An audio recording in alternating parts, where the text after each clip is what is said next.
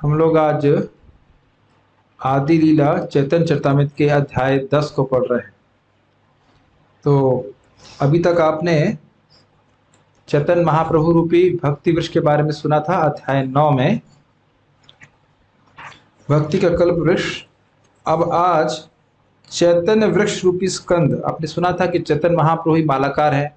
सुना था मतलब जो लोग ऑनलाइन सुन रहे थे। अब जो नहीं सुन रहे थे उनको मैं कुछ नहीं कह सकता। मैं तो उन्होंने सुना था कि चैतन्य महाप्रभु भी ही माली हैं और वह अपनी इच्छा रूपी पानी के द्वारा इस भक्ति वृक्ष को जल दे रहे हैं। वही इसके मूल स्कंद है, मतलब बीच वाले स्कंद हैं। और वही उनके जो अन्य भक्तगण हैं, जैसे नित्यानंद प्रभु, अद्वैताचार्य, वो एक मुख्य शाखाएं हैं, पर उससे अन्य शाखा प्रशाखा निकल रही है। ठीक है, प्रभुपाद ने कहा था इस्कॉन भी उस भक्ति वृक्ष की एक शाखा है। तो अब चैतन्य महाप्रभु रूपी स्कंद की शाखाएं और उपशाखाओं का वर्णन अध्याय 10 में हो रहा है। तो यहाँ पे हम इसको हर श्लोक को पढ़ेंगे और थोड़ा थोड़ा उस पर कुछ टीका करने का प्रयास करेंगे, जैसे इसमें यहाँ पे लिखा हुआ है। तो मेरे पीछे बोलिए, श्री चैतन्य पदाम्बोज मधुपेभ्यो नमो नमः। कथंचिदाश्रयादेशा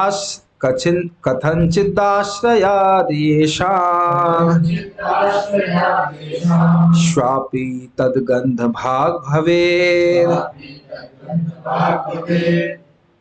ना सुंदर श्लोक है। श्री चैतन्य पदाम्भोज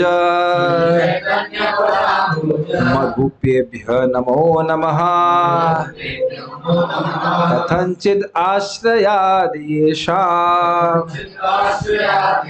श्वापि तद्गंध भाग भवेत्। श्री चैतन्य पदाम्भोज मधुपेभ्यो नमो नमः। कथंचिद आश्रयाद्येषा श्वापि तद्गंध भाग भवेत्। बोलिए, आवृत्ति कीजिए। श्री चैतन्य पदाम्भोज श्री चैतन्य पदाम्भोज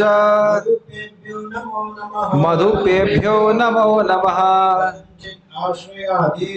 कथंचिदाश्रयादेशा श्वापि तद्गंध भाग भवेत्। वो कह रहे हैं कि चैतन्य महाप्रभु के चरण कमलों के मधु को पीने वाले, निरंतर आस्वादन करने वाले भक्तों को मैं नमस्कार कर रहा हूं। श्री चैतन्य पदाम्बोज, अम्बुज मतलब हुआ कमल और पद मतलब हुआ चरण। श्री चैतन्य पदाम्बोज, भगवान श्रीमन चैतन्य महाप्रभु के चरण कमलों के मधुपेभ्यो, मधु को पीने वाले, तो उन भक्तों को मैं नमस्कार कर रहा हूं जो भगवान श्री चैतन्य महाप्रभु के चरण कमलों से निसृत मतलब बाहर आने वाले, प्रकट होने वाले मधु का निरंतर आस्वादन करते हैं। क्यों कह रहे हैं ऐसा, क्यों उनको नमस्कार कर रहे हैं? तो कह रहे हैं कथंचित आश्रयादेशाम, अगर कोई व्यक्ति थोड़ा सा भी इन भक्तों का आश्रय लेता है तो श्वापि तद्गंध भाग भवेत्, वह यदि कुत्ता भी क्यों ना हो तो भी वह उस गंध का भागीदार बन जाता है। किस गंध का भागीदार? जो चैतन्य महाप्रभु के चरण कमलों से निश्चित गंध है। आप स्वाभाविक रूप से समझ रहे हैं कि चैतन्य वृक्ष के स्कंद, शाखाएं तथा उपशाखाएं विषय है, तो भक्तों का वर्णन होगा। तो इसलिए यहाँ पे ध्यान देने वाली बात यह है कि चैतन्य महाप्रभु नहीं, चैतन्य महाप्रभु के चरण कमलों का आस्वादन करने वाले भक्तों का आश्रय लेना है। तो बहुत सुंदर यहाँ पे उक्ति है, क्योंकि उनकी कृपा से भक्ति का रस जो कि प्राप्त कर पाना बहुत दुशक्य है, बहुत मुश्किल है, वह उनकी कृपा से हमको प्राप्त हो सकता है। तो आप लोग इस पूरे अध्याय में सोचेंगे इतने सारे नामों को हमको जानने की क्या आवश्यकता है। तो आवश्यकता समझ पा रहे हैं? आवश्यकता ये है कि इस फैन को थोड़ा सा कम कर सकते हैं, बहुत तेज चल रहा है। कि उनकी कृपा से हमको भी भक्ति का कुछ रस प्राप्त हो सकता है। भले ही हमारी चेतना दूषित है और उसको बड़ी नम्र भाव से कह रहे हैं कि भले ही उसकी चेतना कुत्ते जैसी भी क्यों ना हो। ये स्थिति है। श्लोक समझ में आ रहा है आप लोगों को? ठीक है, आगे देखते हैं। ये तो आसान है, सब लोग मेरे साथ बोलिए। जय जय श्री जय कृष्ण चैतन्य नित्यानंद, जय द्वैत चंद्र जय गौर भक्त वृंद। श्री कृष्ण चैतन्य महाप्रभु की जय हो। खाया नहीं खाना? नित्यानंद प्रभु की जय हो। अद्वैत चंद्र प्रभु की जय हो। गौर भक्त वृंद की जय। तो स्पष्ट है। एई मालिर एई वृक्षेर अकथ्य कथन, एवेशु न मुख्य शाखार नाम विवरण। तो क्या कह रहे हैं? चैतन्य महाप्रभु माली हैं, ये सुना था आपने, और वही वृक्ष है। ये सब बात अकथ्य कथन है, मतलब ये समझ में नहीं आती है। भाई माली अलग होता है और वृक्ष अलग होता है, तो ये कैसे समझाया जाए कि माली भी वही है और वृक्ष भी वही है? तो कह रहे हैं ये बात अकथ्य कथन, ये समझ में नहीं आती है। अब उसको समझने का प्रयास अपनी भौतिक बुद्धि से मत करो। ये भगवान की बात है, वो अपनी भौतिक बुद्धि के परे है। अब वो कह रहे हैं कि अब उनकी मुख्य शाखाओं का आप नाम विवरण सुनो, नाम सुनो, और इन नाम को श्रवण करके ही हम शुद्ध हो जाते हैं। ठीक है, आगे देखते हैं। चैतन्य गोसाइन यता पारिषद चय, गुरु लघु भावतार नहय निश्चय। चैतन्य गोसाई यत पारिषद चय, पार्षद चय का मतलब पार्षद समूह। चैतन्य महाप्रभु के जितने भी पार्षद थे, पार्षद मतलब उनके वो सब भगवान के संग आध्यात्मिक जगत से भौतिक जगत में आते हैं। इसको अन्यत्र एक जगह कहा गया है, ये बात बार बार इस अध्याय में आएगी। चैतन्य संगी गणे, चैतन्य संगी गणे, नित सिद्ध कोरी मने, से जाए ब्रजेंद्र सुत पाश, से जाए ब्रजेंद्र सुत पाश। जो व्यक्ति समझता है, मानता है कि श्रीमन चैतन्य महाप्रभु के जितने भी संगी गण हैं, के जितने भी पार्षद हैं, वो सब नित्य सिद्ध हैं, वो हमारी तरह कोई बद्धजीव नहीं है, वह भगवान कृष्ण के पास पहुंच जाता है। तो ये चीज आप इस अध्याय में बार बार श्रवण करोगे कि कौन सा भक्त कृष्ण लीला में क्या था, और कृष्ण लीला के बाद अब जब चैतन्य लीला हो रही तो वह किस रूप में आया है। तो हम प्रयास करेंगे यथा जितना हो सकेगा उसे बताने का आपके सामने प्रयास करेंगे। तो कह रहे हैं चैतन्य गोसाई ये तो पारिषद चय, जितने भी चैतन्य महाप्रभु के पार्षद हैं, गुरु लघु भाव तार न है निश्चय। उनके संबंध में आप ये नहीं कह सकते कि कौन ऊंचा है कौन नीचा है, वो सब भगवान के प्रिय पार्षद हैं, इसका निर्धारण आप नहीं कर सकते। तो यह करेगा व्यक्ति तो अपराध बन जाएगा, ये व्यक्ति तो श्रेष्ठ है, ये व्यक्ति निम्न, ऐसा नहीं। ठीक है। यत यत महांत कैला तार सबार गणन, के हे करी बारे नारे ज्येष्ठ लघु क्रम। कह रहे हैं जितने भी चैतन्य महाप्रभु के भक्त हैं, जो महंत कैला, महंत कैला मतलब महान महान भक्त हुए, उनमें उनका गणना होती है। और कौन ज्येष्ठ है? केह करी बारे नारे ज्येष्ठ लघु क्रम। आप इनमें ज्येष्ठ और लघु का क्रम नहीं कर सकते, ये छोटा है, इससे बड़ा ये था, इससे बड़ा वो भक्त था, यह सब आप नहीं कह सकते।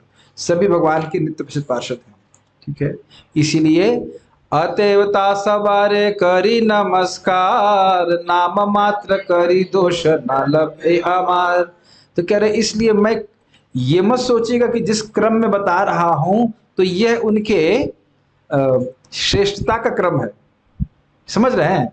पहले को रखा फिर दूसरे को रखा, तो पहले वाला महत्वपूर्ण होगा, ये पहले वाला कम महत्वपूर्ण होगा, उसके बाद वाला अधिक महत्वपूर्ण होगा, ऐसा मत सोचिए। वो सब बराबर हैं, सब प्रिय हैं, लेकिन मैं उनका नाम रख रहा हूं, इसलिए आप इसमें हमारा दोष नहीं ग्रहण कीजिएगा। मैं सभी के चरणों में नमस्कार कर रहा हूं। समझ में आ रहा है? वंदे श्री कृष्ण चैतन्य प्रेमामरतरो प्रियान, शाखा रूपान भक्त गणान, कृष्ण प्रेम फल प्रदान। फिर से बोला जाए, वंदे श्री कृष्ण चैतन्य प्रेमामरतरो प्रियान, शाखा रूपान भक्त गणान कृष्ण प्रेम फल प्रदान।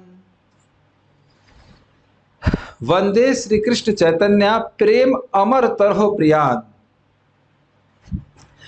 तरु मतलब क्या होता है, हिंदी में समझते हैं तरु का अर्थ? तरु का मतलब होता है वृक्ष। अमर तरु, अमर मतलब जो कभी मरता नहीं है।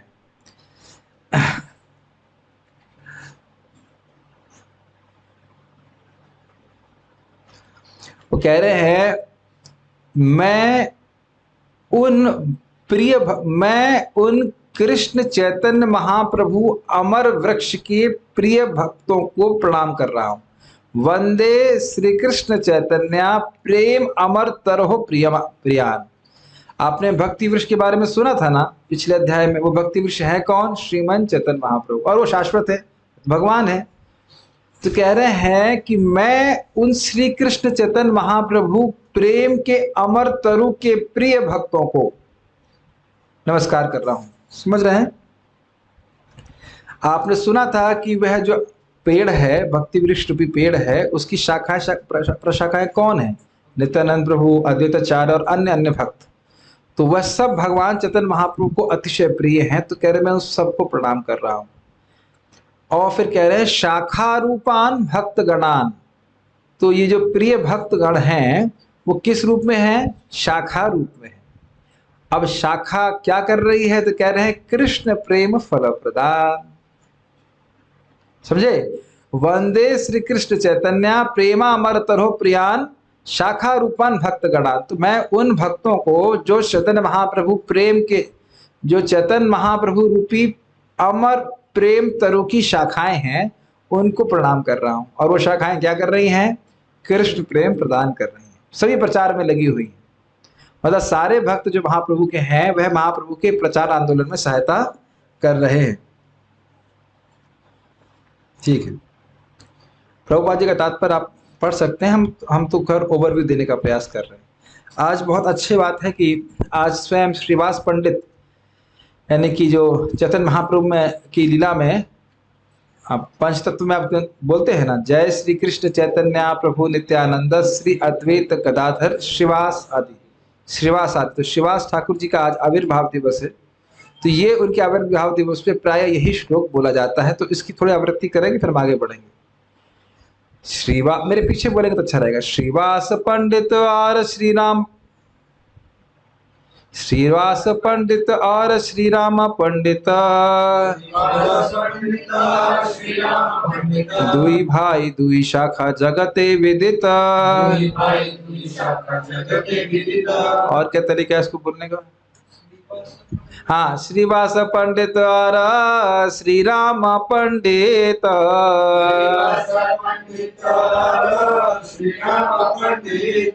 दुई भाई दुई शाखा जगते विदित।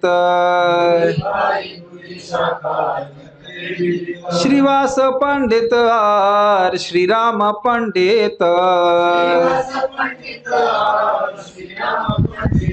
दुई भाई दुई शाखा जगते विदित।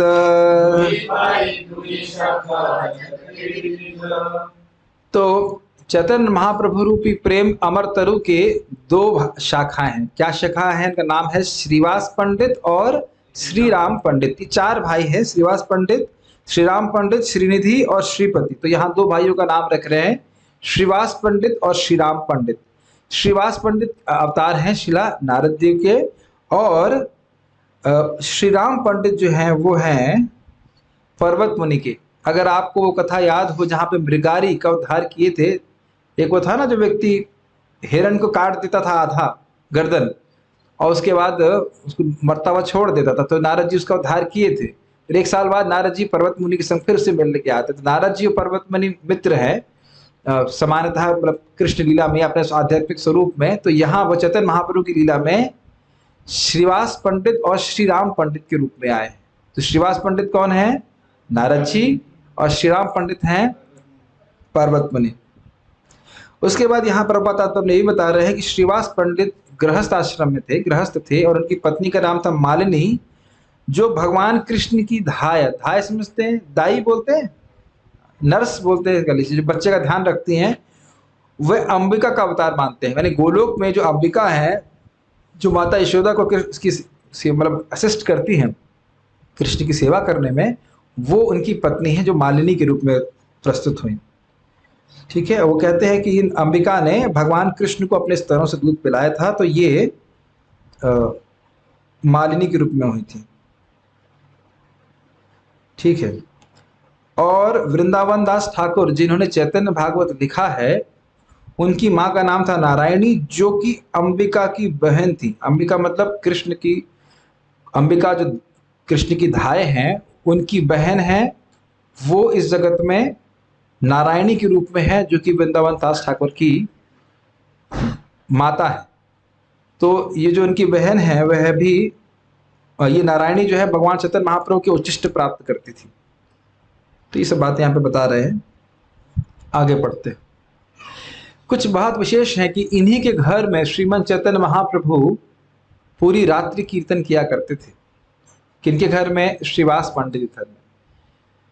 और बहुत सारे पास टाइम्स हैं, और उसको अगर बोलेंगे तो फिर आज सारी बात श्रीवास पंडित जी की पर ही हो जाएगी, तो इसलिए हम उधर व्याख्या नहीं कर रहे, लेकिन हम लोग आगे बढ़ जा रहे हैं। वैसे इसके लिए अलग से हम कभी क्लास करेंगे, उसके लिए अलग सीरीज हम करने का प्रयास करेंगे, जिसमें एक एक आचार्य पे हम बोलने का प्रयास करेंगे। अभी हम लोग आगे बढ़ जा रहे हैं। इतना हमें याद रखना होगा कि श्रीवास पंडित जी नारद जी के अवतार हैं, और श्री राम पंडित जो है वह पर्वत मुनि के अवतार है। श्रीपति, हमें संग बोले, श्रीपति श्रीनिधि तार दुई सहोदर, चारी भाई दास दासी गृह परिकर। श्रीपति और श्रीनिधि तार दुई सहोदर, सहोदर मतलब एक ही माँ के गर्भ से प्रकट हुए। तो श्रीपति और श्रीनिधि भी इनके दो भाई हैं। किनके भाई हैं? श्रीवास पंडित और श्री राम पंडित के। और चारी भाई दास दासी, और इन चारों भाइयों के जो भी दास दासी हैं, घर में जितने भी और लोग हैं, वह सब इस शाखा की उपशाखाएं हैं। ठीक है, दुई शाखार उपशाखाए तासा बार गणना, जार गृह महाप्रभुर सदा संकीर्तन। तो ये जो दो शाखाएं हैं, दो शाखा मतलब श्री राम पंडित और श्रीवास पंडित, और इनकी जितनी, हाँ, और जितनी अन्य उपशाखाएं हैं, उनका सवार गणन मतलब उनका कोई गिनती नहीं है। कितनी सारी शाखाएं मतलब उनके बहुत सारे फॉलोवर्स है, कहना चाहिए। जार गृह महाप्रभुर सदा संकीर्तन, इन श्रीवास ठाकुर के घर में महाप्रभु सदा ही संकीर्तन किया करते थे। कुछ पास टाइम मन में आ रहे हैं, बताना चाहता हूं, बड़े रोचक। एक मुसलमान दर्जी था श्रीवास ठाकुर का। अब मुसलमान दर्जी तो क्या नियम पालन करता होगा, लेकिन उसको भी महाप्रभु ने अपना श्याम सुंदर स्वरूप दिखाया। क्यों? क्योंकि वह श्रीवास ठाकुर का सेवक था। श्रीवास ठाकुर को महाप्रभु ने कहा कि तुम्हारे गांव का कुत्ता भी मुझे बहुत प्रिय है। तुम्हारे दासों का दासों का दासों का दासों का करोड़ों करोड़ दासों का दास भी मुझे अपने प्राण से भी अधिक प्रिय है। और एक बहुत अच्छी बात चैतन्य भागवत से याद आ रही है। श्रीवास ठाकुर जी की उक्ति है कि भगवान आपका एक नाम लेने मात्र से करोड़ों करोड़ों अपराध जीव के नष्ट हो जाते हैं। बहुत सुंदर बातें यहाँ पे हैं। एक छोटा सा बात मैं जरूर कहना चाहता हूँ, बड़ा रोचक है और बहुत विनोदपूर्ण है। एक बार महाप्रभु ने श्रीवास ठाकुर से कहा, श्रीवास तुम गृहस्थ हो, तुम हमेशा घर में रहते हो, तुम कहीं काम करने जाते नहीं, क्या बात है? तो कहते हमसे काम वाम होता नहीं। तो महाप्रभु ने कहा था तब तो तुमको संन्यास लेना चाहिए। कहते नहीं, हम संन्यास तो नहीं ले सकते। संन्यास कैसे लेंगे? संन्यास तो नहीं ले सकते। तो कहते फिर तुम अपने वर्ण पोषण के लिए करते क्या हो? तो ने कहा, इसका क्या मतलब हुआ? तो बोले कि हमें पहले दिन अगर खाना नहीं मिलता तो हम 3 बार ताली मारते हैं, नहीं मिलता है फास्टिंग करते हैं, अगले दिन भी नहीं मिला तो 3 बार ताली मारते हैं, नहीं मिला फास्टिंग करते हैं, और यदि तीसरे दिन नहीं मिला तो गले में कहते हैं पत्थर बांध के गंगा जी में कूदने का संकल्प। तो दम महाप्रभु आवेश में, श्रीवास तुम भूखे मरोगे, तुम भूखे मर सकते हो, ऐसा हो सकता है कि लक्ष्मी जी को भी भिक्षा मांगनी पड़े, लेकिन तुम कभी भूखे नहीं मर सकते। बहुत अच्छा, बहुत ही भावपूर्ण पास्ट है, एकदम महाप्रभु भाव में जाते। बहुत क्या जानते नहीं, मैंने कहा है कि क्या श्लोक है वो, योग क्षेम वहां में हम अनन्यास चिंतयन्तु माम ये जनाः पर्युपासते तेषाम नित्याभियुक्तानाम योगक्षेम वहाम्यहम्। बहुत अच्छी बात महाप्रभु बोलते हैं। ऐसे ही एक बार जब इनके घर में कीर्तन हो रहा था, श्रीवास ठाकुर के घर में कीर्तन हो रहा था, तो उनका, आज आप सुन ही रहे थे, बता रहे थे महाराज जी, उनके बच्चे की मृत्यु हो गई, लड़के की मृत्यु हो गई। तो श्रीवास कुछ आज आ रही थी रोने वोने की, तो वो बाहर आए, उन्हें कहा कि देखा कि माताएं रो रही हैं, चुप, एकदम चुप, कोई आवाज नहीं निकलना चाहिए। तुम्हारे रोदन से अगर महाप्रभु का कीर्तन डिस्टर्ब हो गया तो तुरंत ही मैं गंगा जी में जाकर के आत्महत्या कर लूंगा। तो सब एकदम डर गए, चुप हो गए बिल्कुल। बाद में जब कीर्तन आगे और हुआ तो लोगों को कुछ लगा कुछ इस घर में गड़बड़ हो गया है, तो फिर उन्होंने आकर के पूछा, तो महाप्रभु ने पूछा कि क्या हुआ, तो उन्होंने कहा कि मेरे बच्चे की मृत्यु हो गई, लड़के की मृत्यु हो गई। तो अब जानते हैं उसके बाद महाप्रभु उन बच्चे को, जानते तो नहीं होंगे कुछ लोग, महाप्रभु ने उनके लड़के को फिर जीवित कर दिया। वैसे ये भी इंटरेस्टिंग है कि नारद जी ने चित्रकेतु महाराज के संग यही किया था। आप जानते हैं ना, चित्रकेतु महाराज का लड़का मर गया था, नारद जी फिर उसको जीवित करा के उससे दिव्य ज्ञान बुलवाए, तो चित्रकेतु महाराज को शांति प्राप्त हुई। तो उसी प्रकार से वो लड़का भी बोलता है कि मैं कितने जन्म प्राप्त किया हूँ, मेरा आपके कृपा से मैं श्रीवास ठाकुर के घर में जन्म लेने का सौभाग्य मुझे प्राप्त हुआ, अब आपके ही आयोजन से मैं कहीं और जा रहा हूँ। ऐसे करके फिर वो सब लोग शांत हुए। तब महाप्रभु रोने लगते हैं, कहते हैं कि आपके जैसे प्रिय भक्त जो अपने बेटे के मरने के दुख को भी सहन कर लिए, मैं आप लोगों को कैसे त्याग पाऊंगा। क्या आप क्या श्रीवास ठाकुर घर में पहुंच पा रहे हैं? कुछ समझ में नहीं आ रहा ना। महाप्रभु कह रहे हैं कि आप जैसे भक्त जो अपने बच्चे के मरण का शोक भी सहन कर सकते हैं, ऐसे भक्तों को मैं त्याग करके कैसे सहन कर पाऊंगा।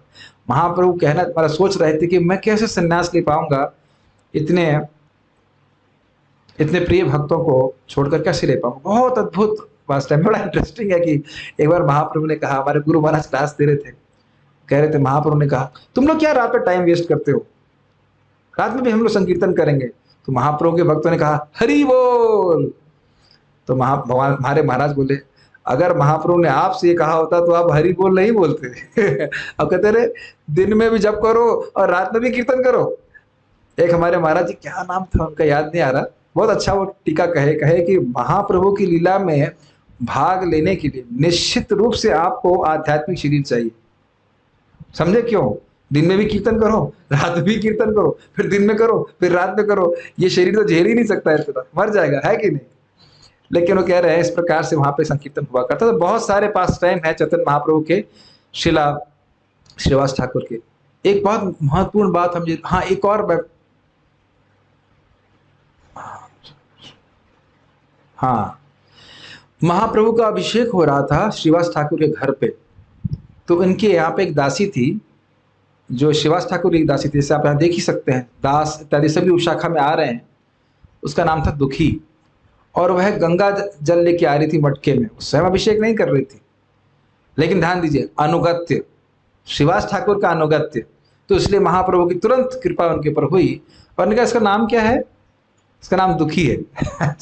ऐसा भी प्रश्न करते हैं जैसे महाप्रभु को पता नहीं, फिर भी पूछते हैं इसका नाम क्या है? इसका नाम दुखी है। नहीं, आज से इसका नाम सुखी कर दो, तुरंत उसे कृष्ण प्रेम दे दो। तो गुरु महाराज ये बात हमारे तो सामने सुन रहे थे, साक्षात वृंदावन में बोल रहे थे कि एक शुद्ध भक्त के सेवक को बहुत बड़ी तपस्या करने की जरूरत नहीं। रोज आपको, अगर आप लोग मंगल आरती के लिए उठते हैं या मंगल आरती जाते हैं, तो राधा रानी से भीख मांगना चाहिए, can just be a humble servant of your servant.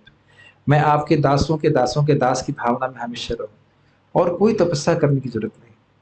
Prabhupada ji को प्रसन्न कर सकूं, ये भावना रहनी चाहिए। तो जैसे आप देख ही रहे हैं, उनके जितने भी दास दासी परिकर जो कुछ भी थे, वो सब शाखा उपशाखा के रूप में उनकी गणना हो रही है। समझ रहे हैं?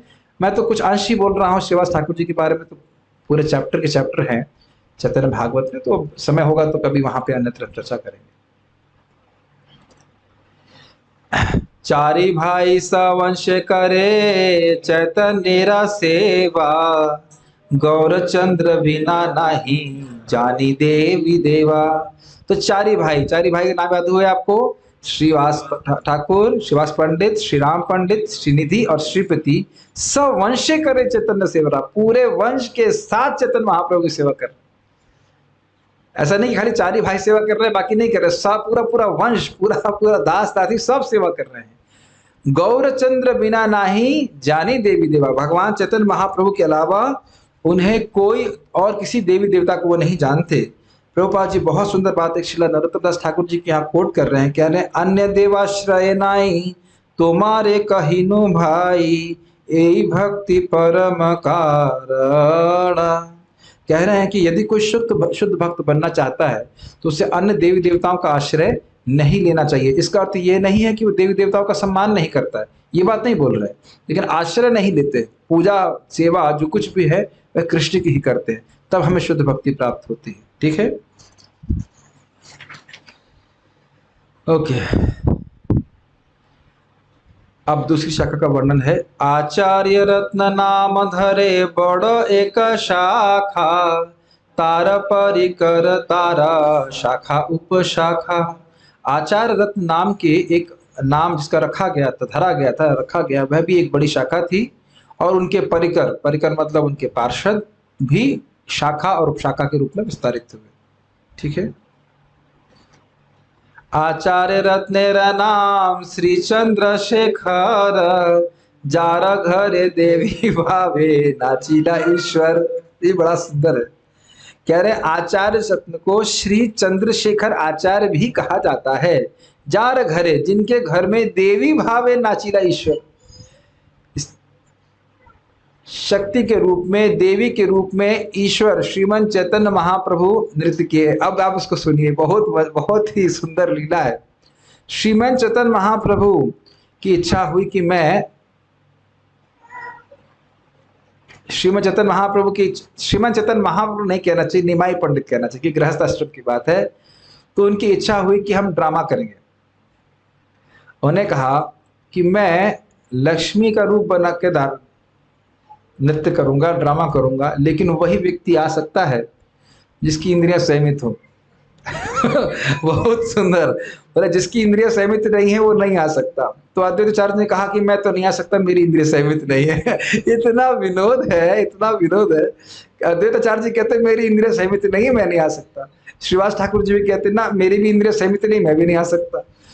तो फिर महाप्रभु कहते अरे तुम नहीं आओगे, तुम लोग नहीं आओगे तो मैं ड्रामा किसके लिए करूंगा। तो ऐसा कहा, देखो कोई बात नहीं, मेरी कृपा से तुम सभी की इंद्रियां एकदम परफेक्ट योगी की तरह संयमित हो जाएंगी, कोई बात नहीं। तो फिर वहां पे भगवान चैतन्य महाप्रभु या निमाई पंडित जो है वह रुक्मणी का भाव प्रस्तुत करते हैं। समझ रहे हैं, रुक्मणी उस अवस्था में है जब कृष्ण आने वाले हैं। वो पत्र लिखती हैं, वो ब्राह्मण लेके जाता है, फिर वो वेट कर रही है क्या कृष्ण नहीं आएंगे, ऐसे करके। और वाकई भगवान चैतन्य महाप्रभु रुक्मणी का वेश धारण करके करते हैं। तो कभी कभी वो दुर्गा जी के रूप में दिख रहे हैं, कभी रुक्मणी के रूप में दिख रहे हैं, ऐसे ऐसे करके प्रस्तुत कर रहे हैं। और हरिदास ठाकुर जी चौकीदार बनते हैं।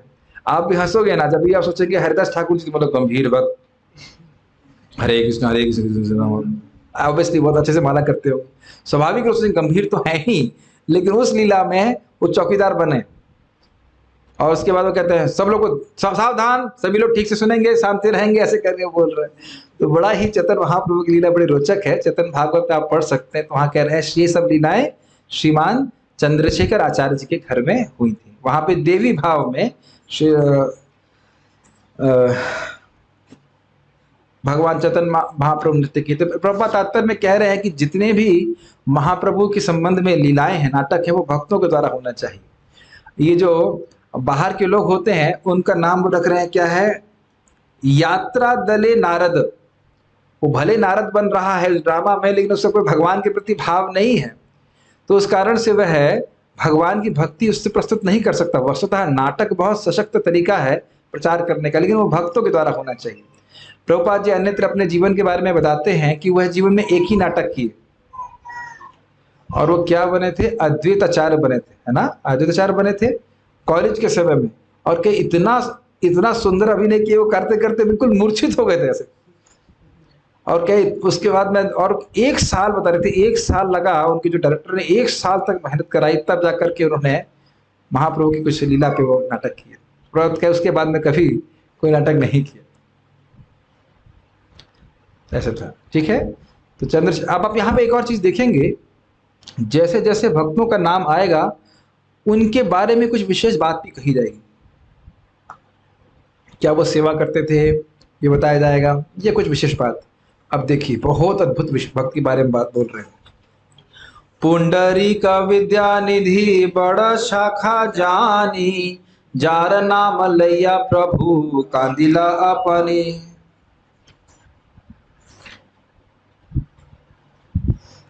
चंद्रशेखर आचार्य के बारे में प्रभुपाद यहाँ कुछ नहीं बता रहे हैं कि उनका स्वरूप क्या था पहले, यहाँ पे नहीं बताए हैं, तो मैं कुछ अभी कह नहीं सकता।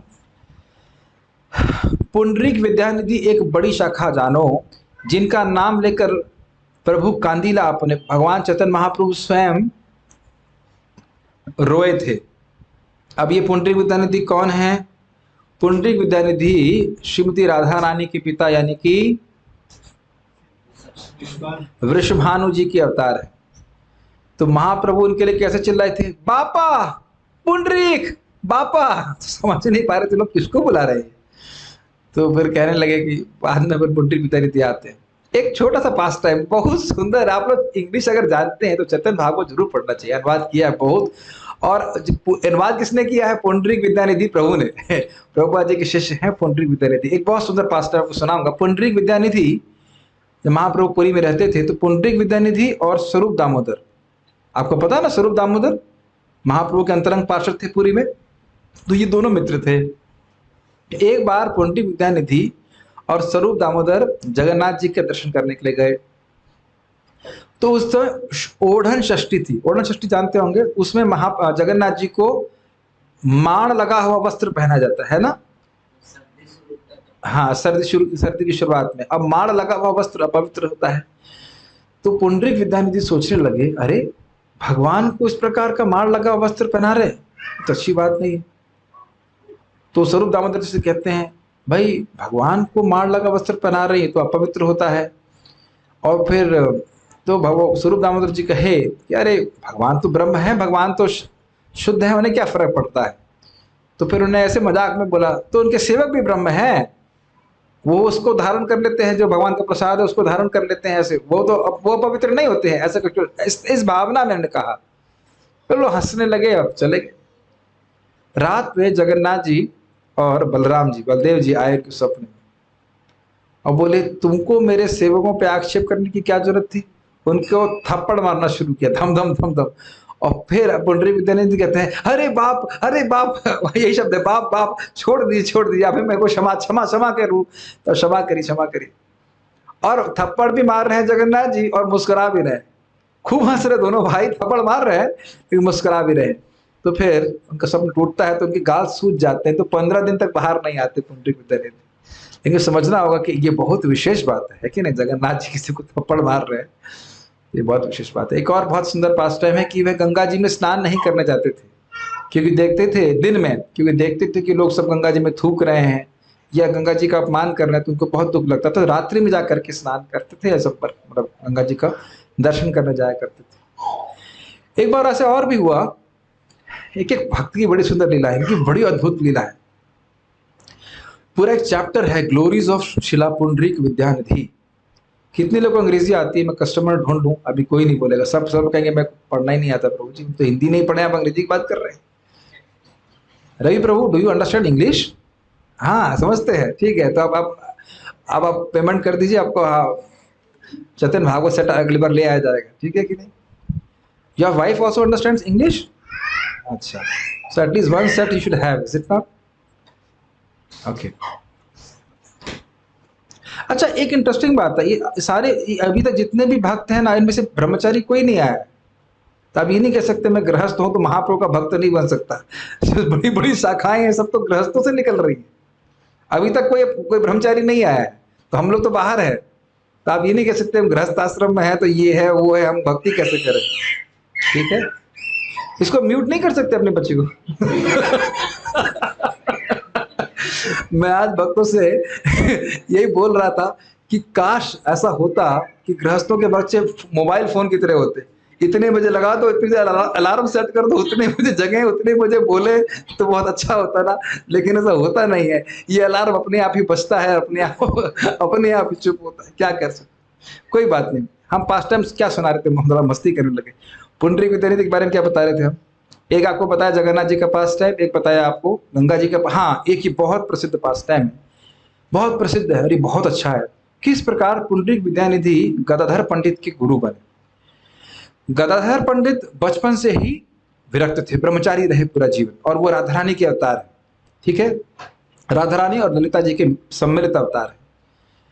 तो एक बार मुकुंद दत्त महाप्रभु के पार्षद, बहुत सुंदर गाते थे वो, तो वह एक बार गदाधर पंडित को बोले कि मैं तुमको एक महान वैश्व महाभागवत का दर्शन कराने लेके जाना चाहता हूँ। अरे बहुत अच्छी बात है। तो उनको लेके गए पुंडरीक विद्यानिधि के घर में, और वहां ये देखते हैं गदाधर पंडित कि ये तो बहुत सुंदर रेशमी वस्त्र पहने हुए हैं, इनके बहुत सारे सेवक हैं, पान चबा रहे हैं, बगल में ही पान जिसमें थूकते, क्या कहते हैं, पीकदान, वो रखा है, उसमें थूक रहे हैं।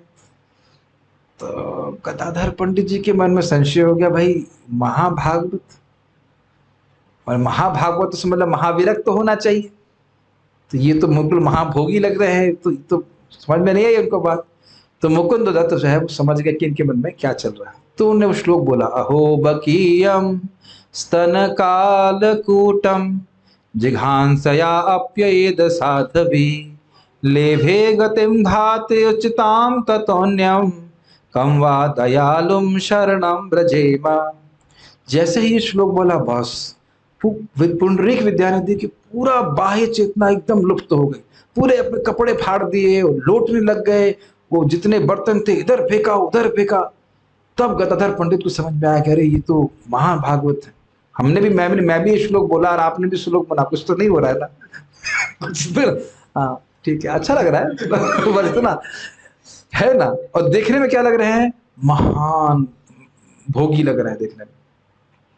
तो इसलिए बहुत, देखिए बड़ा कठिन है वास्तविक रूप से कौन भक्त है कौन नहीं, हम समझ नहीं पा सकते। लेकिन तब गदाधर पंडित सोचे कि मेरा इनके प्रति बहुत बड़ा अपराध हो गया है, तो फिर वह आगे जाकर के इनसे दीक्षा प्राप्त करते हैं। तो पुंडरीक विद्यानिधि शिला गदाधर दास के, सॉरी गदाधर पंडित जी के गुरु हैं। तो उसमें एक आश्चर्य की बात है, क्या है, पिताजी बेटी का गुरु हो जाए तो कौन सी बड़ी बात है। गदाधर पंडित जो है राधा रानी के अवतार हैं, और पुंडरीक विद्यानिधि वृषभानु जी के अवतार है। मूर्तिमान प्रेम है। एक और पास टाइम सुनाना चाहता हूँ, बहुत सुंदर पास टाइम, बड़ा बड़ा इंटरेस्टिंग है। एक बार पुरी में गदाधर पंडित जी आकर महाप्रभु से मिलते हैं और कहते हैं कि मैंने किसी अयोग्य व्यक्ति को दीक्षा दे दी है और मैं अपने मंत्र भूल गया हूं, क्या आप मुझे दोबारा दीक्षा दे सकते हैं? कौन बोल रहा है किससे? महाप्रभु से। तो महाप्रभु कहते हैं गदाधर, मैं तो तुमको अपने प्राण भी दे सकता हूं, लेकिन तुम्हारे गुरु शिला पुंडरीक विद्यानिधि कुछ दिन में ही आने वाले हैं, उनसे ही दोबारा तुम मंत्र प्राप्त करो। समझ रहे ना शिक्षा क्या होती है? ऐसा नहीं कि देखिए एकदम सामने भगवान है, क्या भगवान दीक्षा नहीं दे सकते थे? लेकिन जब गुरु प्रामाणिक गुरु स्वीकार किया है तो फिर ऐसा क्यों करें? तो ऐसे बहुत सारे पास टाइम है शिला पुंडरीक विद्यानिधि के बारे में, और उनकी कृपा याचना हम कर रहे हैं। इन सब भक्तों का स्मरण करने मात्र से ही हम कितने पवित्र हो रहे हैं उसकी कल्पना हम नहीं कर सकते। ठीक है, आगे पढ़ते हैं। बड़ा शाखा, एक मिनट क्विज ले लेता हूँ। पुंडरीक विद्यानिधि किसके अवतार हैं, याद हुआ? इतना बात याद हुई? वृषभानु जी। और गदाधर पंडित जी किसके हैं? श्रीमती राधा। ठीक। बड़ शाखा गदाधर पंडित गोसाई, ते हो लक्ष्मी रूपा तार सम कह नहीं। एक और बड़ी शाखा है गदाधर पंडित गोसाई, ये ब्रह्मचारी के रूप में रहे। ठीक है। तेहो लक्ष्मी रूप, ये लक्ष्मी रूप है, मतलब कृष्ण की लीला में ये श्रीमती राधा रानी है और ये ललिता सखी, उनके भी सम्मिलित अवतार कहे जाते हैं। आपने याद है ना, नमामि भक्त शक्तिकम, तो भक्त शक्ति जो बोला जा रहा है उसमें गदाधर पंडित, जगदानंद पंडित आदि आते हैं, ये लक्ष्मी जी के अवतार हैं। लक्ष्मी जी करते यहाँ पे हैं श्रीमती राधा रानी। ठीक है, उनके समान कोई नहीं है, ये अंतरंग भक्तों में आते हैं।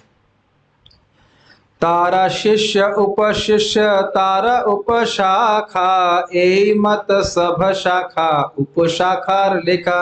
उनके शिष्य मतलब गदाधर पंडित जी के शिष्य और उनके उपशिष्य वो सब उपशाखा के रूप में जाने जाते हैं। इस प्रकार से शाखा और उपशाखा का लिखा है। अब आपके सुनिए, ये बड़े अच्छे और बड़े अद्भुत भक्त हैं। वक्रेश्वर पंडित प्रभुर बड़ा प्रिय भृत्या एक भावे 24 प्रहर जहार नृत्य। वक्रेश्वर पंडित प्रभु नामक प्रभु के एक बहुत प्रिय भृत्य यानी सेवक हुए। एक भावे 24 प्रहर 26 लिखा है ना, 24 प्रहर। एक दिन में कितने प्रहर होते हैं? 8 या 24, 8 प्रहर होते हैं। 8 प्रहर होते हैं कितने? एक दिन मतलब 24 घंटे में 8 प्रहर हुए ना, और 8 गुणा 3 24, तो कह रहे हैं 24 प्रहर मतलब 72 घंटे। तो एक साथ वो निरंतर 72 घंटे नृत्य किए। नृत्य किए मतलब ऐसा रिकॉर्ड नहीं बना रहे, करते ही थे, बड़ी बात नहीं थी। प्रभुपाद कह रहे हैं 24 घंटे तक लगातार नृत्य करते रहते थे। हम लोग मंगल आरती में अगर 15 मिनट जब कीर्तन फास्ट होता है तब नृत्य करते हैं तो वही बहुत बड़ी बात होती है, उसी में थक जाते हैं कि नहीं। तो ये क्या कंपेयर करने की बात नहीं है। वो कह रहे हैं अनिरुद्ध के अवतार है। आप लोगों ने सुना था ना, अब कुछ फायदा हो रहा है ना कल की क्लास का। भगवान विष्णु के चतुर्भुज याद है, प्रद्युम्न अनिरुद्ध संकर्षण और वासुदेव, तो उसमें ये अनिरुद्ध जी के अवतार है। एक बड़ी सुंदर बात है इनके संबंध में। एक लाइन और मैं 2-3 लाइन पढ़ लेता हूं, उसके बाद फिर और पास्ट में बताता हूं उनके बारे में। आपने महाप्रभु गाए जार नृत्य काले प्रभुर चरण धरी वक्रेश्वर बले। उनके नृत्य काल में जब वो नाच रहे तो महाप्रभु स्वयं गा रहे थे। सोचिए क्या तो अद्भुत होगा। आप देख रहे हैं कि उनकी विशेष सेवा को भक्त का नाम बता रहे हैं, उनके हर भक्त की कुछ विशेष सेवा बता रहे हैं। श्रीवास ठाकुर के बारे में क्या बताया? पूरा वंश ही उनकी सेवा करता, भगवान की सेवा में लगा हुआ था। चंद्रशेखर आचार्य के घर में ड्रामा हुआ, पुंडरीक विद्या नदी को पुकारा भगवान चैतन्य महाप्रभु ने। और अब यहाँ देख रहे हैं कि वक्रेश्वर पंडित नृत्य करते थे तो 72 घंटे नृत्य करते ही रहते थे। अब ये सोचने वाली बात है, गाता कौन ना होगा? 72 घंटे कोई नाच रहा है तो कोई गाने वाला भी होना चाहिए, लेकिन महाप्रभु के अन्य पार्षद इसी प्रकार से हैं। तो उन्हें कहा जब महाप्रभु गा रहे थे उनके नाचने के समय में, तो उन्हें भगवान के चरण को धर करके एक प्रार्थना करी। क्या प्रार्थना करी? देखिए, 10 सहस्र गंधर्व मोरे देह चंद्र मुख तार गाई मुई नाचो तब मोरा सुख। हे चंद्रमुख, मतलब हे श्रीमान चैतन्य महाप्रभु जिनका मुख जो है वो चंद्र के समान है, आप मुझे 10,000 गंधर्व दीजिए। गंधर्व लोग गाने में बड़े प्रवीण होते। क्या करोगे? तो कह रहे तार गाए, वो गाएंगे और मुई नाचो, मैं नाचूंगा, तब मेरे को सुख होगा। तो महाप्रभु के पार्षद भी बिल्कुल अद्भुत थे। ऐसी प्रार्थना तो शायद आप लोगों ने कभी कहीं नहीं पढ़ी हो कि मुझे 10,000 गंधर्व दे दीजिए और मैं नाचता रहूंगा, वो गाते रहेंगे। भाई हो सकता हो गंधर्व थक जाएं, तो भाई एक जैसे हमारे मंदिर में होता है ना 24 घंटा कीर्तन होता है, तो एक आदमी थोड़ा ना करता है। 3 घंटे की शिफ्ट, फिर नेक्स्ट 3 घंटे की शिफ्ट, फिर नेक्स्ट 3 घंटे की शिफ्ट। तो शिफ्ट में रह करके गाएंगे और मैं नाचूंगा। प्रभुपाद कह रहे हैं गंधर्वों की योग्यता है कि एक साथ कई दिन तक नाच सकते, सॉरी गा सकते हैं, तो इसलिए उन्होंने गंधर्वों की प्रार्थना करी। प्रभु बोले तुमी मोर पक्ष एक शाखा आकाशे उड़ीताम यदि पाई और पाखा। कितना सुंदर है। प्रभु बोले, मतलब चतुर महाप्रभु बोले कि वक्रेश्वर पंडित तुम मेरे पंखों की एक शाखा हो। अपने को कंपेयर कर रहे हैं, एक मैं पक्षी की तरह हूं, मैं एक, तुम मेरे एक पंख हो, तुम्हारे जैसा एक और पंख होता तो मैं उड़ने लगता। इस प्रकार से महाप्रभु उनका गुणगान कर रहे हैं। एक बहुत सुंदर बात थी। एक भक्त हुए, उनका नाम था उन्होंने श्रीवास ठाकुर जी के प्रति अपराध किया था। उफ, क्या नाम है? देवानंद पंडित। देवानंद पंडित जो है वे भागवतम तो बोलते, परम बहुत विरक्त भी थे, बचपन से विरक्त थे, लेकिन भक्ति परक व्याख्या नहीं करते। वो भक्त, शुद्ध भक्त नहीं थे, ज्ञानी तो बहुत थे। तो महाप्रभु उनकी उनकी भागवत से प्रसन्न नहीं थे। एक बार किसी तरह से श्रीवास ठाकुर उनके भागवत में बैठे और कुछ श्लोक बोल रहे थे, तो वो तो महान भक्त हैं, उस श्लोक को सुनकर उनको प्रेमावेश होने लगे और मूर्छित होकर गिर पड़े। तो उनके शिष्यों ने सोचा, किसके, देवानंद पंडित के शिष्यों ने सोचा कि अरे कहां से भावुक आ गया, तो उनको उन्होंने उठा करके बाहर फेंक दिया। तो क्या बात कर रहा था, तो श्रीवास पंडित को तो बहुत बड़ा बाद में श्रीवास पंडित जी को होश आया, वो जब कुछ बोले नहीं, चुपचाप अपने घर में चले गए। तो महाप्रभु को बहुत क्रोध आया। जब भी सब भी देवानंद पंडित को बोलते देखते तो क्रोधित हो जाते, कहते तुम कुछ भी नहीं जानते भागवत के बारे में। तो एक बार ऐसा हुआ, और वो समझ में नहीं पाया कि महाप्रभु इतना गुस्सा क्यों है मुझ पे। उसका अपराध था क्योंकि शिष्यों ने अपराध किया और वह कुछ बोला नहीं, तो इस प्रकार से उसने इनडायरेक्टली समर्थन किया श्रीवास ठाकुर के प्रति अपराध का। तो एक बार वक्रेश्वर पंडित इधर नाच रहे थे, तो उनको नृत्य को देखकर वह बिल्कुल अरे वाह एकदम अचंभित हो गया। तो जब वह कभी गिरने को होते ना कुछ होते तो वह उनको संभालने लगता। तो इस प्रकार से वक्रेश्वर पंडित जी के सेवा उसने करी। तो वक्रेश्वर पंडित जी खुश होकर के उसके सर पे हाथ रखे, कृष्ण की कृपा तुम पर हो। अब महाप्रभु क्या करेंगे, भक्त ने कृपा कर दी तो महाप्रभु क्या करेंगे, तो फिर आगे जाकर के महाप्रभु उन पे दया करते हैं, कृपा करते हैं। तो इस प्रकार से वक्रेश्वर पंडित के बारे में हम सुना। तो उनसे भी प्रार्थना करें, सभी भक्त सभी के सभी किसी भी शाखा से प्रेम मिल सकता है, तो उनका स्मरण करके हमें प्रार्थना करना चाहिए कि हम भिखारी हैं, मैं भिखारी हूँ, कुछ भगवान प्रेम का कुछ एक दो ड्रॉप भी प्राप्त हो जाएगा तो मैं सफल हो जाऊंगा। तो ये हम बहुत अपने को पवित्र करने वाला कार्य कर रहे हैं, इस प्रकार से वैष्णवों का स्मरण कर रहे हैं।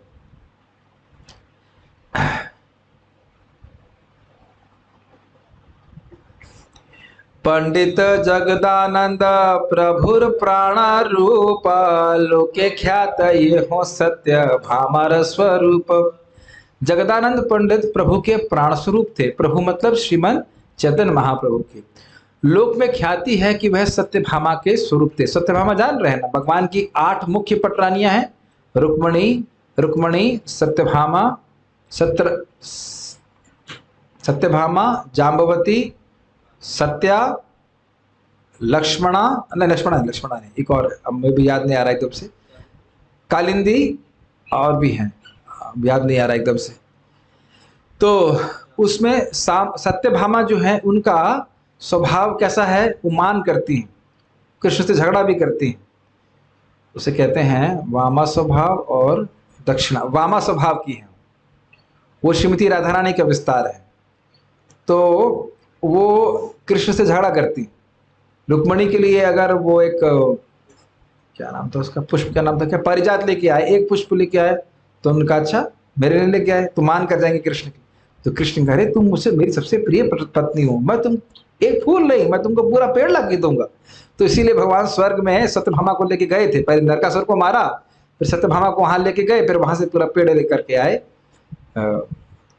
सत्यभामा जी के लिए। तो यही भाव जगदानंद पंडित यहाँ भी प्रस्तुत करते हैं। फिर से याद दिलाऊंगा, नमामि भक्त शक्तिकम में जगदानंद पंडित भी आएंगे, क्योंकि ये सत्यभामा के अवतार है। सत्यभामा तो माता जी हैं और ये तो प्रभु जी हैं।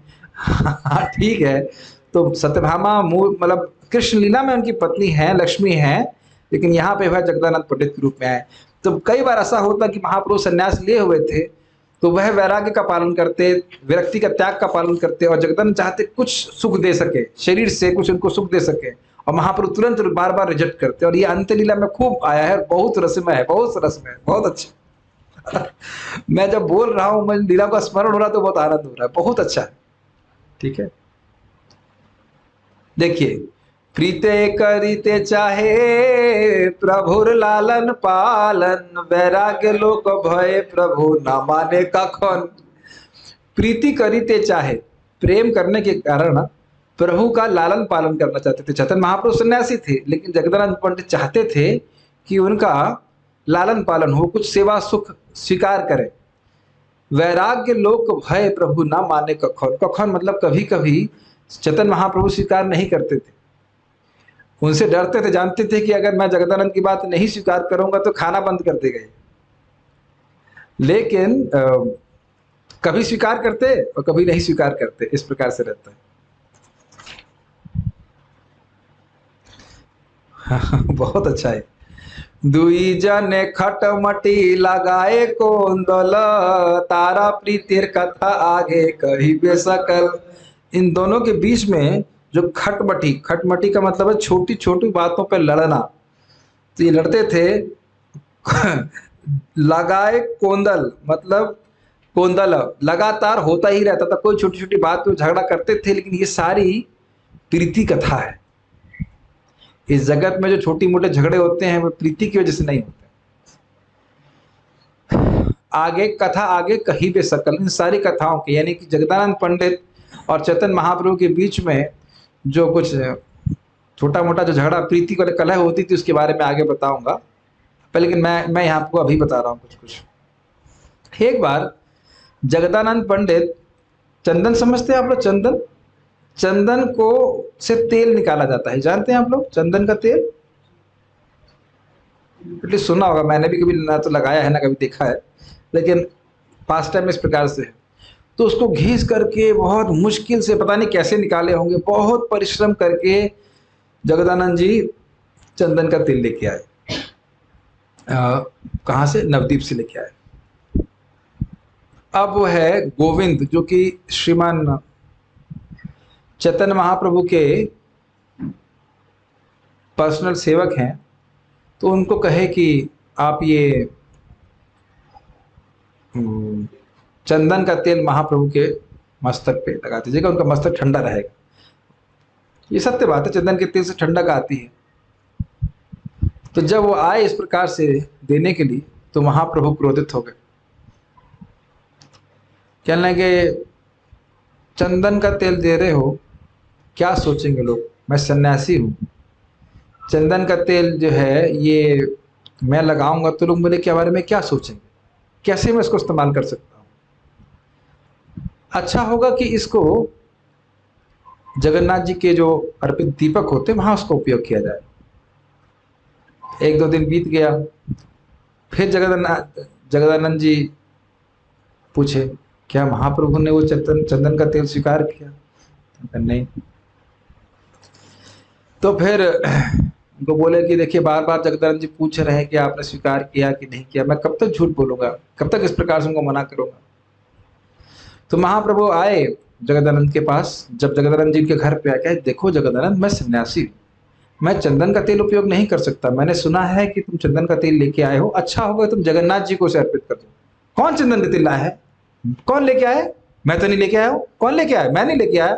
लिया चंदन का तेल का पूरा मटका, फोड़ दिया उन्हीं के साथ, और जा करके अंदर अपने घर चले गए, अपना रूम बंद कर लिया, खाना पीना छोड़ दिया, खाना वाना छोड़ दिया।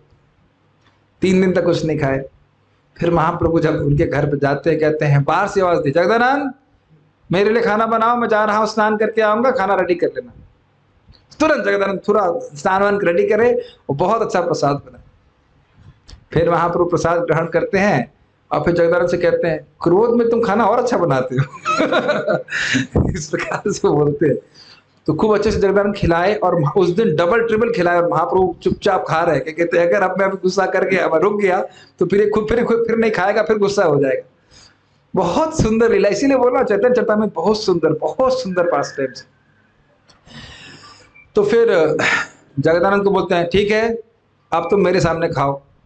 तो जगदानंद जी कहते हैं, नहीं, मेरी मदद राघव पंडित ने और अन्य ने भी करी है, उनके संग मैं खाऊंगा, अब आप जाइए विश्राम कीजिए। फिर गोविंद को भेजते हैं, जाइए आप महाप्रभु का चरण दबाइएगा और फिर आकर के महाप्रभु का प्रसाद आप उनसे ले लीजिएगा। इस प्रकार से तो जब गोविंद इधर महाप्रभु गोविंद को भेजते हैं, किसका घंटी बज रही है? अगर आप खेलना चाहते हैं तो बाहर जाके खेल सकते हैं। अच्छा,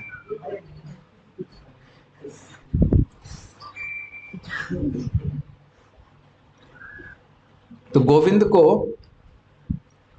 चैतन्य महाप्रभु भेजते, जाओ जाके देख के आओ जगदानंद पंडित ने खाना खाया कि नहीं खाया, प्रसाद ग्रहण किया कि नहीं किया। इस प्रकार से प्रेम की लीला चलती रहती, बहुत सुंदर सुंदर लीला है। और अब एकदम से कुछ याद नहीं आ रहा है, ये बहुत विशेष लीला थी जगदानंद पंडित जी की। एक बार और था, जगदानंद पंडित जी वृंदावन जाना चाहते थे और महाप्रभु बार बार उनका निषेध करते, नहीं मत जाओ मत जाओ मत जाओ। क्या नहीं, बहुत मेरी इच्छा जाने की है। तो महाप्रभु कहते, तुम मुझसे गुस्सा हो क्योंकि मैं तुम्हारी सेवा स्वीकार नहीं करता हूँ, इसलिए तुम जाना चाहते हो, तुम्हारे लिए अच्छा नहीं होगा। तो कहते नहीं नहीं ऐसा नहीं है, मैं आपसे गुस्सा होकर नहीं जा रहा हूँ, ऐसे ही मेरी जाने की इच्छा होती इसलिए। एक और पास टाइम था, सनातन गोस्वामी इधर आए पुरी में, तो वो क्या उनके कुछ शरीर फोड़े हो गए थे, तो महाप्रभु उनका आलिंगन करते थे, उनको अच्छा नहीं लगता था। तो उन्हें जगदानंद पंडित से बोला कि मुझे लगता है कि मुझे वापस वृंदावन चले जाना चाहिए, मेरे शरीर में फोड़े हैं, महाप्रभु मेरा आलिंगन कर लेते हैं तो अच्छा नहीं हो रहा है। तो जगदानंद पंडित बोले, हाँ हाँ अच्छी बात है कि ऐसा सही है, आपके लिए वृंदावन वापस चले जाना सही है। तो महाप्रभु सनातन गोस्वामी जी से फिर जब महाप्रभु से मिलते हैं तो कहते हैं कि हाँ मेरे वापस वृंदावन जाने की इच्छा हो रही है। और जगदानंद भी इस प्रकार से बोल रहे हैं। क्या? महाप्रभु बोलते, क्या वो जगह? देखिए जगह वाला जगदानंद पंडित, वो जगह तुमको बोल रहा है? अरे तुमको हम अपना गुरु मानते हैं, सनातन गोस्वामी बोलते हैं, हम तुमको अपना गुरु मानते हैं, तुमसे हम शिक्षा ले लेते हैं और वह इतना धृष्ट हो गया कि तुमको शिक्षा देगा। तो सनातन गोस्वामी कहते हैं, अच्छा सारा प्रेम सारा मीठापन तो आप जगदानंद पंडित को दे रहे हैं और मुझको नीम का रस रूपी कड़वा रस पिला रहे हैं। मुझसे आप मुझे आदर भाव दे रहे हैं और जगदानंद से प्रेम कर रहे हैं, बस वही प्रेमी है, आप प्रिय है आपका। तो ये बड़ी विचित्र लीला है, बहुत विचित्र लीला। एक और बहुत सुंदर लीला है, जगदानंद पंडित जब वृंदावन आते हैं तो सनातन गोस्वामी के संग रुकते हैं, बहुत प्रीति करते हैं सनातन गोस्वामी, उनके लिए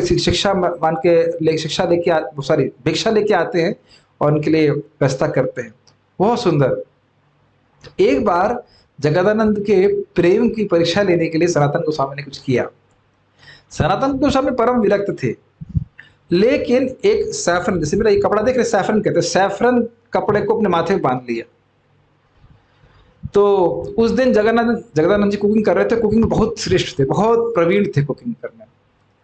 तो कुछ भिक्षा मांग के लाए थे, जगदानंद जी भी कुछ बना रहे थे। तो सनातन गोस्वामी से पूछते हैं कि ये कपड़ा किसका है? तो ब्रज के किसी सन्यासी का नाम रख लिया। इतना जगदानंद जी गुस्सा हुए, वो क्या कहते हैं, जो कुकिंग कर रहे थे वही उठाया मारने के लिए। तो सनातन गोस्वामी जी कहले, हाँ आज मैंने आपका चैतन्य महाप्रभु के प्रति प्रेम देख लिया, क्योंकि जगदानंद सोच रहे थे कि ये जो कपड़ा उनके सर पे बांधा हुआ है वो किसने दिया है? चैतन्य महाप्रभु ने। जब सुना किसी और सन्यासी के कपड़े को अपने माथे पे बांधे हैं तो एकदम क्रोधित हो गए। फिर जगदानंद जी शर्मा गए इस प्रकार से। तो बहुत सारी लीलाएं हैं जगदानंद जी की, अब आप चैतन्य चरितामृत में पढ़ेंगे। हम लोग सब इसकी चर्चा करेंगे धीरे धीरे करके, इसी तरह शाम को संडे करेंगे, यही यहाँ पे करेंगे, फिर यही होटल पे करेंगे। जो सुनेगा वो समझ में आएगा, जो नहीं सुनेगा भाई क्या कर सकते, जो सुने उसका भी भला और जो ना सुने उसका भी भला। ठीक है कि नहीं, क्या कहा जा सकता है, अब उसको तो बनाया जाएगा। लेकिन ये बहुत सुंदर पास टाइम से, एक बार चैतन्य चरितामृत पढ़ने लगो तो कोई और ग्रंथ पढ़ने का मन ही नहीं करता। सिद्धांत भी बहुत सुंदर और लीलाएं भी बहुत सुंदर। राघव पंडित जी के बारे में सुनते हैं। राघव पंडित प्रभुर आद्य अनुचर, तार एक शाखा मुख्य मकर ध्वज कर। राघव पंडित ये भगवान चैतन्य महाप्रभु के आदि अनुचर, यानी कि प्रारंभ के मूल अनुचर थे, और उनकी एक उप शाखा निकली जिनका नाम था मकर ध्वज कर। अब वो बता रहे हैं, गौर गणोदेश दीपिका नाम एक ग्रंथ है, कवि कर्णापुर के द्वारा लिखा गया है।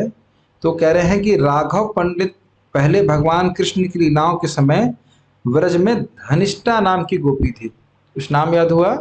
धनिष्ठा नाम की गोपी थे, और यह धनिष्ठा नाम की गोपी कृष्ण के लिए सदैव भोजन बनाया करती थी। तो अब देखिए, राघव पंडित और उनकी बहन दोनों ही बड़ी प्रसिद्ध थे भगवान चैतन्य महाप्रभु के लिए भोजन बनाने के लिए। जब ये लोग रहते थे माया नवद्वीप में, तो हर साल 4 महीने के लिए भक्त लोग आया करते थे महाप्रभु से मिलने के लिए चतुर्मास में। तो उस समय राघवेरा झाली, झाली का मतलब होता है झोला, राघव पंडित बहुत सारे झोले में खाना बनाते थे, खाने की वस्तुएं, खाद्य पदार्थ बनाते थे। उनका वर्णन भी चैतन्य चरितामृत में है श्रीमन चैतन्य महाप्रभु के लिए। और अद्भुत था कि उस समय तो हम समझते हैं कोई प्रिजर्वेटिव भी नहीं रहा करता था, लेकिन जो भी वो प्रसाद बनाते वो सब पूरे 1 साल तक रहता, पूरे साल बनाते थे महाप्रभु के लिए प्रसाद। और प्रभुपाद जी वहां लिखते भी हैं कि इस्कॉन के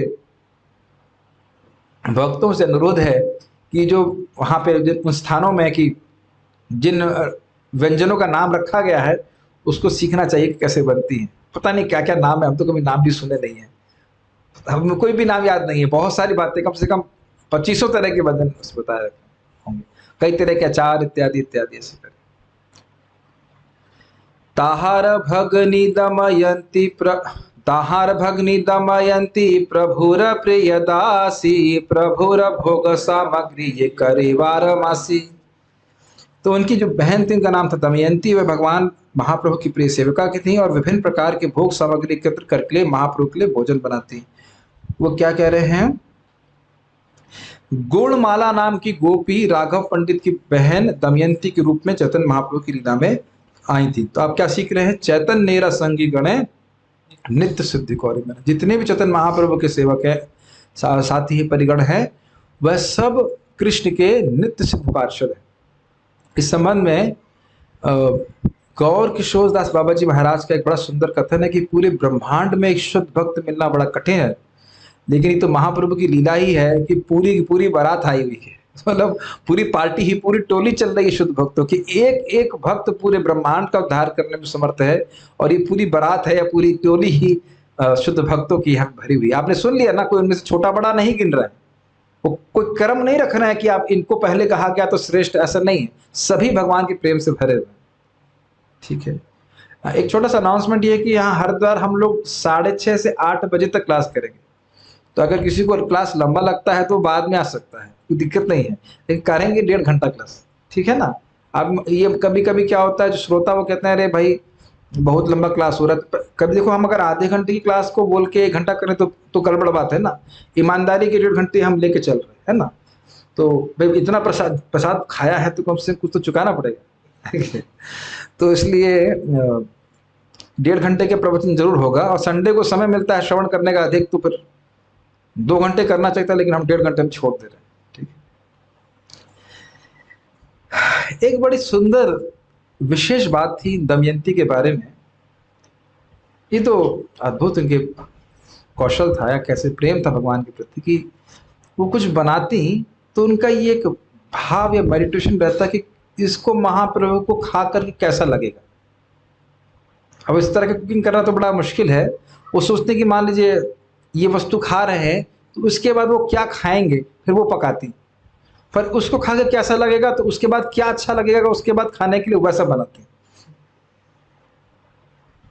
और आप सुनेंगे जब वहां पे रघुनाथ दास गोस्वामी का उद्धार, वहां पे सुनेंगे कि महाप्रभु साक्षात आकर के उनके भोग स्वीकार करते, साक्षात आकर। तो एक श्रीवास आंगन में जब कीर्तन होता तब महाप्रभु वहां होते, जब नित्यानंद प्रभु नृत्य करते तब वहां होते, और जहां पे ये भोग लगाते राघव पंडित तो वहां महाप्रभु साक्षात अवतरित होते। बड़ा अद्भुत भक्त हुए। तब देख रहे हैं जो कृष्ण लीला में सेवा कर रहे थे खाना बनाने की, वही है चैतन्य महाप्रभु की लीला में भी सेवा कर रहे हैं। बार बार मैं आपको याद दिला रहा हूं कि नाम बताया जा रहा है और क्या विशेष सेवा कर रहे हैं वो बता रहे हैं। और एक अमेजिंग बात ये देखेंगे आप कि खाना बनाना और भोग की सामग्री इकट्ठा करना ये कोई विशेष काम तो है नहीं, लेकिन भगवान कृष्ण के संबंध में इतना विशेष है कि चैतन्य चरितामृत नाम के ग्रंथ में इसको रखा गया। आप समझ पा रहे हैं मैं क्या कहना चाहता हूं? कितने चूल्हे जल ही रहे, कोई बड़ी बात तो है नहीं, लेकिन कितने प्रेम से वह बना रहे हैं, इस कारण से वो जो प्रेम था वो मुख्य बात है और सभी भक्तों के ऊपर लागू हुआ है। एक और बहुत सुंदर लीला है, राघव पंडित जी भगवान चैतन्य महाप्रभु को उनके मतलब विग्रह जो थे उनको नारियल अर्पित करते थे। देखा है आपने, हरे नारियल होते जिसमें पानी होता है। तो बहुत कहीं सुनते कि कहीं बहुत मीठा नारियल मिलता है, तो पैदल मतलब जैसे भी बहुत दूर जाकर के वो नारियल लेके आते और अर्पित करते। एक बार वो नारियल लेके जा रहे थे तो उनका सेवक नारियल लेके जा रहा होगा, उसके हाथ उसने दीवार पे टच कर दिए थे। दरवाल नहीं कहना चाहिए, दरवाजे के ऊपरी भाग में टच कर दिया। तो उन्होंने कहा अरे, अब वो सारे नारियल जो बड़े मेहनत से लाए थे उन्हें तुरंत फेंक दिए। लेकिन नहीं, इतने सारे लोग आते हैं, उनकी धूल उड़ती होगी, वो धूल पे तुम्हारा हाथ लग गया होगा, उससे नारियल अपवित्र हो गया। तब कहेंगे ये क्या उनका दिमाग था। लेकिन वस्तुतः ये उनका प्रेम ही था कि भगवान कृष्ण को सबसे अच्छी से अच्छी वस्तु दी जाए। कभी कभी भक्त लोग सोचते हैं कि नमक कम होगा तो कोई बात नहीं, हम बाद में डाल लेंगे, है कि नहीं? नहीं सोचते। जो लोग भोग लगाते हैं वैसे कहते भाई चख तो हम सकते नहीं है, बाद में नमक कम लगेगा तो डाल दे। ये जनरली लोग ऐसा सोचते हैं, लेकिन वस्तुतः भाव ये होना चाहिए कि हम कृष्ण के लिए बना रहे हैं तो अच्छा ही होना चाहिए। हाँ, भाव ये होना चाहिए। It is not charging somehow. Just make sure it is charging. Okay. क्या आप लोग को ये अच्छा लग रहा है चेतन चरितामृत का प्रसंग? अच्छा लग नहीं रहा हो या नहीं लग रहा हो उससे मतलब नहीं, मुझे बोलना है। ठीक है, ठीक है। इनके जब हम लोग डिटेल में पढ़ेंगे तो आपको बहुत सुख मिलेगा, बहुत सारी सुंदर बातें वहां पे और भी। से सब सामग्रियत झालिते भरिया, राघव लैया यौना गुपत करिया। तो कह रहे हैं कि ये सारी जो भोजन सामग्री दमयंती बनाती, वह राघव पंडित गुप्त करिया दूसरों से छुपा करके एक थैली में ले जाते, और वह राघवेरा झाली राघव के झोले के रूप में प्रसिद्ध थे। वारमासतः प्रभु करे न अंगीकार, राघवेरा झाली बोली प्रसिद्धि जहा। वार मास का अर्थ हुआ वर्ष भर। अब ये हमको समझ में आ जाए तो बड़ा अच्छा है। बिना प्रिजर्वेटिव के कैसे पूरा वस्तु रहती थी समझ में नहीं आता। तो पूरे साल प्रभु उनका अंगीकार करते हैं, किसका? जो है भोग सामग्री लेकर के आए। और इसी कारण से राघवेरा झाली बलि प्रसिद्ध जहार, जो ये राघव पंडित के झोले के रूप में इनकी प्रसिद्धि हुई, जो झोले में प्रसाद हम लेके आए थे। एक बार ऐसा हुआ कि केवल राघव पंडित ही नहीं, सभी भक्त लेके आते, और जब भी आते तो वो जमा हो जाता। और जब गोविंद पूछते महाप्रभु से कि प्रसाद रखा है, तो कहा रख दो, वहां रख दो, वहां रख दो। अब सब इकट्ठा हुआ जा रहा है। अब सब भक्त उनसे पूछते, 4 महीने रहे पूछते, क्या महाप्रभु ने मेरा प्रसाद स्वीकार किया? क्या महाप्रभु ने प्रसाद स्वीकार किया? तब गोविंद बड़ी परेशानी में है। आपको कुछ नहीं लग रहा, ये बताइए, मान लीजिए आप गोविंद हैं, ठीक, और अद्वैताचार्य जी आपसे पूछ रहे हैं क्या भगवान ने मेरा प्रसाद स्वीकार किया? आप क्या बोलेंगे? आप बोलिए, क्या बोलेंगे आप? श्रीवास ठाकुर आपसे पूछे हैं, अद्वैताचार्य जी आपसे पूछे हैं कि भगवान ने मेरा मतलब गौरांग महाप्रभु ने मेरा भोग स्वीकार किया, क्या बोलेंगे आप? बताइए। फंस गए ना। अगर मान लो जो बोलते हैं हाँ, और कहीं महाप्रभु से पूछे कि आपने स्वीकार किया, कहते हैं ना हमें तो कुछ दिया ही नहीं किया, अरे भाई तो वैष्णव अपराध बन जाएगा। तो गोविंद आकर कंप्लेन करते हैं श्रीवास ठाकुर से, भाई आप हमको बड़ी विकट स्थिति में डाल दे। सब भक्त पूछ रहे हैं कि आपने स्वीकार किया, और मैं कहता हूँ हाँ किया, और आप कर नहीं रहे हो, मैं तो बहुत परेशानी में पड़ जाऊंगा। तो महाप्रभु ने कहा ठीक है लेके आओ। तो 100 लोगों का प्रसाद एक साथ ही महाप्रभु ने स्वीकार कर लिया, सब खा लिया पूरा। तो या फिर क्या, ठीक है बाकी रख दो, कल खाऊंगा। कल ग्रहण करूंगा। तो इस प्रकार से महाप्रभु अपने भक्तों के प्रेम को स्वीकार किया करते थे। ठीक है, ये सब आपको हम बहुत दिग्दर्शन कर रहे हैं, डिटेल में तो हम जब वहां पर उसको पढ़ेंगे तो फिर आप आस्वादन करिएगा। से सब सामग्री आगे करीबे विस्तार, जहारा श्रवेण भक्तेर वहे अश्रुधार। तो ये सारी सामग्री जो राघव पंडित लेके आते थे, उनका विस्तार में वर्णन आगे किया जाएगा। इसका श्रवण करके भक्तों की आंखों से अश्रुधार बहती है। आगे, प्रभुर अत्यंत प्रिय पंडित गंगादास, जहारा स्मरण होय सर्वबंध नाश। प्रभु के अत्यंत प्रिय पार्षद हुए, इनका नाम था गंगादास पंडित, और उनके स्मरण से ही सारे बंधन का नाश हो जाता है। इनके बारे में नहीं बताया जा रहा है कि वे कृष्ण लीला में क्या थे, इसलिए हम आगे बढ़ते हैं। चैतन्य पार्षद श्री आचार्य पुरंदर, पिता करी बोले बोले, पिता करी जारे बोले गौरांग सुंदर। चैतन्य महाप्रभु के पार्षद हुए श्री आचार्य पुरंदर, जिनको पिता करके गौरांग सुंदर, गौरांग महाप्रभु कहा करते थे। यहां बता रहे हैं कि जब चैतन्य महाप्रभु राघव पंडित के घर जाते तो निमंत्रण पाने पर पुरंदर आचार्य भी यहाँ भी तुरंत जाया करते थे और उनको अपना पिता कहते और बड़े प्रेम से आलिंगन करते श्रीमद चैतन्य महाप्रभु। केवल इतनी बात कि महाप्रभु उनको पिता कह के बोलते थे, ये बहुत बड़ी, बहुत विशेष बात है।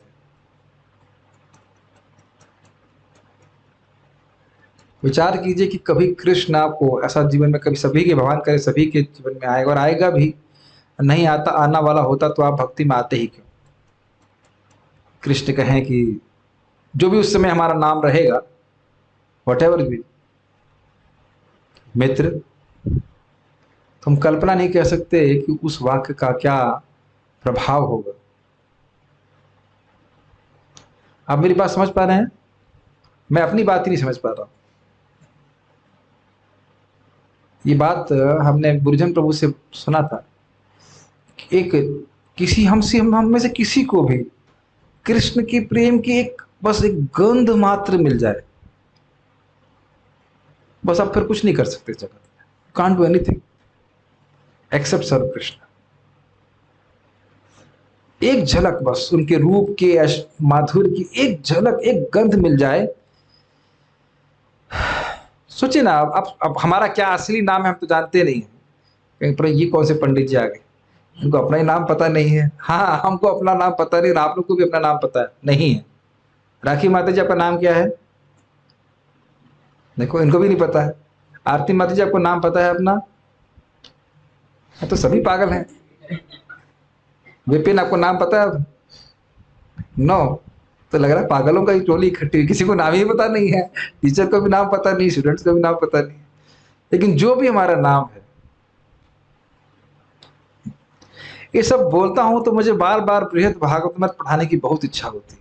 बहुत सुंदर है। जब गोप कुमार, पूरे शास्त्र में उन्हें गोप कुमार कहते हैं। वास्तविक रूप से उनका जो आध्यात्मिक जगत में नाम है वो स्वरूप है। क्या नाम है? स्वरूप। तो जब वो गोलोक पहुंचते हैं तो कृष्ण को देख करके आते और आकर के बेहोश हो जाते हैं, और फिर वो उनको कृष्ण, मतलब फिर नहीं, कृष्ण को आलिंगन करते हैं, फिर बेहोश हो जाते हैं। आलिंगन करके कहते हैं स्वरूप।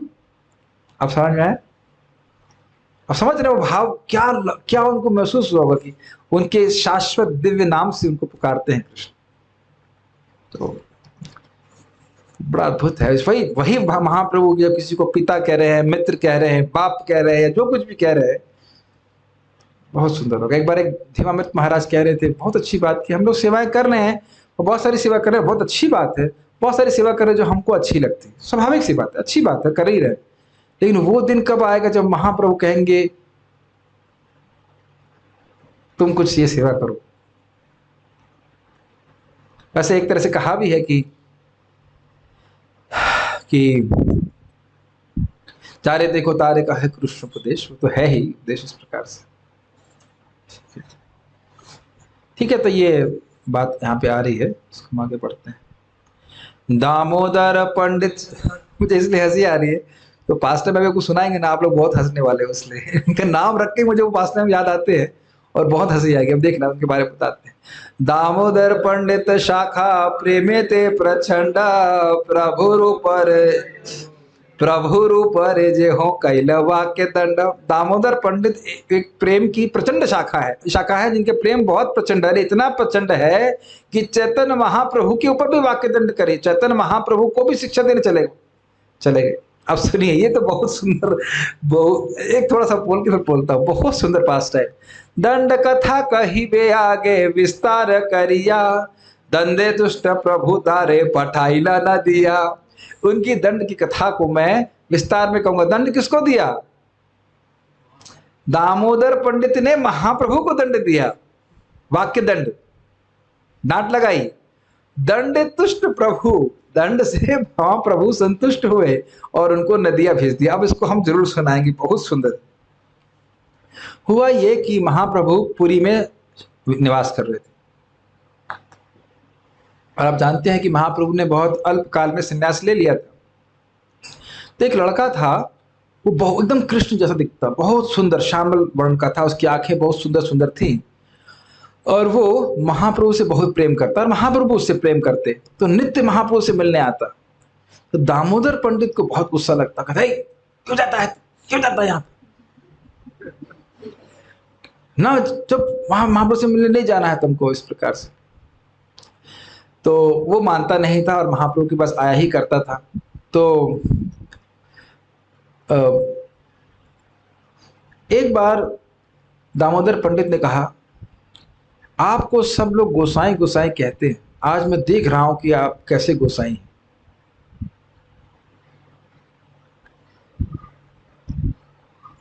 सीधे महाप्रभु से क्रोध में आगे बोलते हैं, गोसाई गोसाई कहे तुम्ही, आपको सब लोग गोसाई गोसाई कहते हैं, मैं समझ रहा हूं आप कैसे गोसाई हैं। तो महाप्रभु कहते हैं, क्या बोल रहे हो तुम। प्रभुपाद अनुवाद कहते हैं, अनुवाद करते हैं, what nonsense you are talking Damodar. Prabhupada ji का अनुवाद बड़ा मजेदार, what nonsense you are talking. कह रहे देखिए ये लड़का जो है ये आपके पास रोज आता है, कोई दिक्कत नहीं, लेकिन इसकी जो माता है वह है क्या कहेंगे इसको, मतलब उसकी विधवा कहते हैं ना, उसका पति मर चुका है, और दिक्कत ये है कि वो बहुत सुंदरी है तो बहुत पतिव्रता, कोई दिक्कत नहीं, साध्वी है, लेकिन दिक्कत ये है कि वो बहुत युवावस्था में और बहुत सुंदरी है, और यह भी दिक्कत है कि आप बहुत सुंदर हैं और आप युवा हैं, तो ये लड़का जब बार बार आपके पास आएगा तो लोग आपकी निंदा करेंगे। अब प्रभुपाद बात समझाते हैं तात्पर्य में, लोगों को छोड़ दो, दामोदर पंडित स्वयं ही महाप्रभु की निंदा कर रहे हैं, लेकिन महाप्रभु जानते हैं कि यह प्रेम के कारण दामोदर पंडित ऐसा कह रहे हैं, इस कारण दंड तुष्ट प्रभु, दंडे तुष्ट प्रभु, उस दंड से भी महाप्रभु संतुष्ट। वाक्य दंड था, ऐसा कुछ नहीं था। जो पूरे जगत के स्वामी हैं उनको शिक्षा देने के, जो पूरे जगत अखिल जगत गुरु, अखिल जगत के गुरु हैं, उनको क्या शिक्षा देना है, लेकिन इस प्रकार से वो प्रेम के कारण ऐसा कर रहे थे। तो उन्होंने कहा ऐसा करो, तुम नदियां चले जाओ, नदियां मतलब नवद्वीप, तो तुम्हारे सामने कोई भी व्यक्ति उद्दंड आचरण नहीं कर पाएगा, क्योंकि जब तक व्यक्ति पूरी तरह से निरपेक्ष नहीं होता है वह धर्म की स्थापना नहीं कर सकता। तुम तो इतने निरपेक्ष हो कि तुम मुझको ही शिक्षा देते हो। तो वहां भी महाप्रभु थोड़ा उनको कटाक्ष में इस प्रकार से बोलते हैं, तुम तो इतने निरपेक्ष हो कि तुम मुझको ही शिक्षा दे रहे हो, तो जब वहां जाओगे तो सभी लोग तुम्हारे रहने से सही आचरण करेंगे। तो जब वहां पे दामोदर पंडित नवद्वीप गए तो टोक देते किसी को, ऐसा क्यों कर रहे हो, ये तो ठीक नहीं, ये आचरण ठीक नहीं, ऐसा क्यों कर रहे हो, इस प्रकार से। तो इसीलिए कह रहे हैं प्रभु तारा पढ़ाई लेने दिया। आखिरी के 10 मिनट हमारे पास हैं तो उसमें कुछ हम पढ़ते हैं। ताहार अनुज शाखा शंकर पंडित, प्रभुपादोपधानता यार नाम विदित। हाँ, एक बात तो बताना भूल गया कि दामोदर पंडित व्रजधाम में शैव्या के नाम से जाने जाते हैं, और उन्होंने चैतन्य महाप्रभु का संदेश शची माता को बताया था। उनके अनुज, उनके छोटे भाई हैं शंकर पंडित, प्रभु पादोपदान, उन्हें महाप्रभु की पादुकाओं के नाम से जाना जाता था।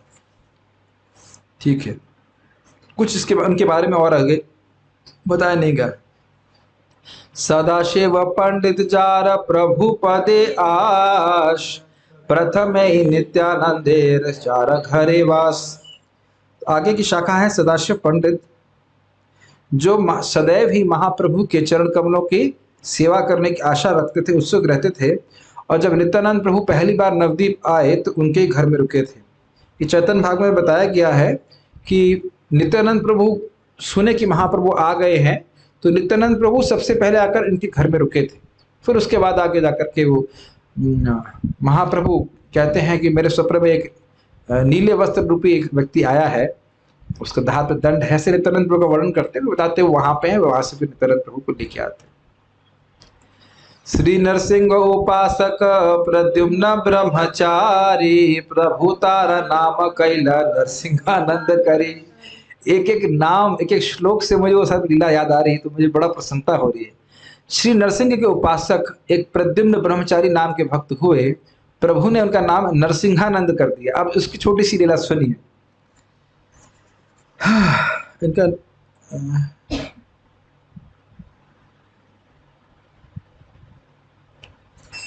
वे ये इसमें नहीं बता रहे हैं कि हाँ, नहीं ये नहीं बता रहे हैं कि भगवान कृष्ण की लीला में कौन थे, ये बात यहाँ पे नहीं बता रहे हैं। इतना बता रहे हैं कि आवेशश्च तथा गेयो मिश्रे प्रद्युम्न संघ के।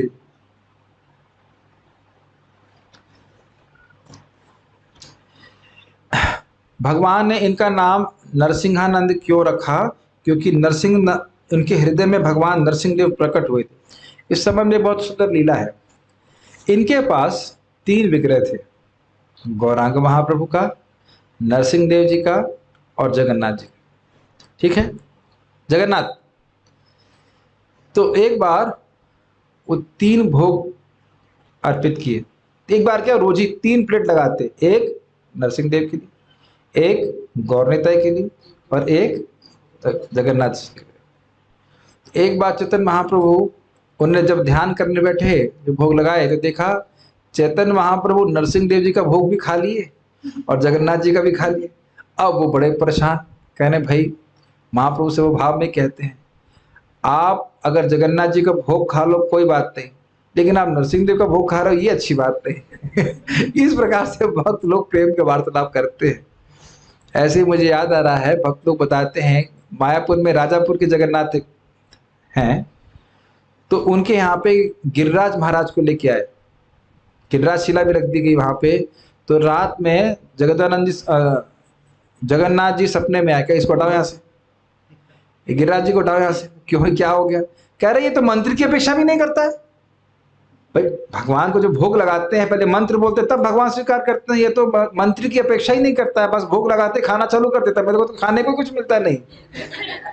आप पढ़ेंगे, बहुत सुंदर पास टाइम। गिरिराज जी को भोग लगाना बड़ा अच्छा है, बस लाओ। गिरिराज जी मंत्र की अपेक्षा भी नहीं करते, खाना चालू कर देते। खाने वाले भगवान है गिरिराज जी, हटाओ उसको यहाँ से, यहाँ नहीं चाहिए, हम खाने में भूखे मर रहे हैं आप। तो भगवान इस प्रकार से लीला करते, बहुत सुंदर है। एक बार हमने सुना भक्तों के मुख से कि एक मुसलमान जा रहा था वहां से मंदिर के सामने से, किसी भक्त ने प्रसाद दिया उसको जगन्नाथ जी का, राजापुर के जगन्नाथ जी का, तो है मैं नहीं लेता। तो उसी रात जगन्नाथ जी सपने में आया, उसके सर पर चढ़ गए, तू मेरा प्रसाद नहीं खाएगा, जान से मार दूंगा तेरे को, प्रसाद नहीं खाए।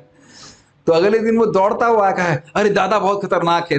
वो जगन्नाथ जी को दादा कहते हैं, डरते हैं, बहुत खतरनाक है, बहुत खतरनाक है, लाओ प्रसाद, लाओ प्रसाद, प्रसाद खिलाओ, ऐसे कर। तो भगवान बड़े जागृत विग्रह कहा जाता है उनको इस प्रकार से। तो भगवान इस प्रकार की लीला करते हैं। वैसा भी आप वहां पे नरसिंहानंद ब्रह्मचारी कहते हैं, अरे भाई अब स्वामी कुछ नहीं खाए, नरसिंह देव तो भूखे रह गए, आप तो सब खा लिए, तो फिर हम उनका सेवक कैसे खाएगा? तो उस प्रकार से हाय हाय करते हैं। तो ये सब बड़ी प्रेम की लीलाएं वहां पे चतुर्थामृत में वर्णित है, उसको हम आगे सुनेंगे कभी। नारायण पंडित एक बड़ा उदार, चैतन्य चरण बिनु नहीं जाने आर। तो नारायण पंडित नाम के एक महान भक्त हुए, बड़े बड़े उदार थे और चैतन्य महाप्रभु के अलावा वह कुछ भी नहीं जानते थे। ठीक है। श्रीमान पंडित शाखा प्रभुर निज भृत्या, देयुटी धरे न जबे प्रभु करे नृत्य। श्रीमान पंडित नाम के दूसरे शाखा हुए, जो चैतन्य महाप्रभु के नित्य सेवक थे। हाँ, तो कह रहे देवटी धरे, देवटी का मतलब यहाँ बता रहे हैं मशाल। तो जब महाप्रभु नृत्य करते तो मशाल धारण करते, मशाल को उठा के रखते थे। अब देख रहे हैं कितनी, कोई बाह्य दृष्टि से कोई विशेष सेवा नहीं है ना, कोई लैंप लेके खड़ा हुआ है, कोई मशाल लेके खड़ा हुआ है, लेकिन भगवान के संबंध में सारी सेवाएं बहुत महत्वपूर्ण है। और आपको समझना होगा कि हम सब की भगवान के धाम में कोई विशेष सेवा है। हम यहाँ नौकरी ढूंढ रहे हैं, very nice, no comments. Shuklambar ब्रह्मचारी बड़ भाग्यवान, जारी अन्न मांगी कड़ी खाई न भगवान। शुक्लांबर ब्रह्मचारी नाम के बड़े भाग्यवान भक्त हुए, जिनसे अन्न मांग करके भगवान ने खाया, बहुत सुंदर थे। इसमें कह रहे हैं कि शुक्लांबर ब्रह्मचारी नवद्वीप के निवासियों से भिक्षा मांग के लाते चावल, और महाप्रभु उस चावल को बड़े ही चाव से खाया करते थे। हाँ, तो ये कौन थे? कह रहे थे कृष्ण लीला में ये याज्ञिक ब्राह्मण थे, सॉरी याज्ञिक ब्राह्मणों की पत्नियों में से एक थे। आपको पता है ना, वो पास टाइम भगवान कृष्ण कृष्ण बलराम जी अपने भक्तों के संग, अपने ग्वाल बालों के संग जंगल में थे, और सबको भूख लगी, तो उन्हें कहा कि जाओ जाकर के वहां कुछ ब्राह्मण यज्ञ कर रहे हैं, उनके पास भोजन है। भगवान कृष्ण ने कहा तुम उनसे मांग लेना, मेरे नाम पे मत मांगना, बलराम जी के नाम पे मांगना। तो गए और ब्राह्मण से मांगे, तो ब्राह्मण एकदम चुप।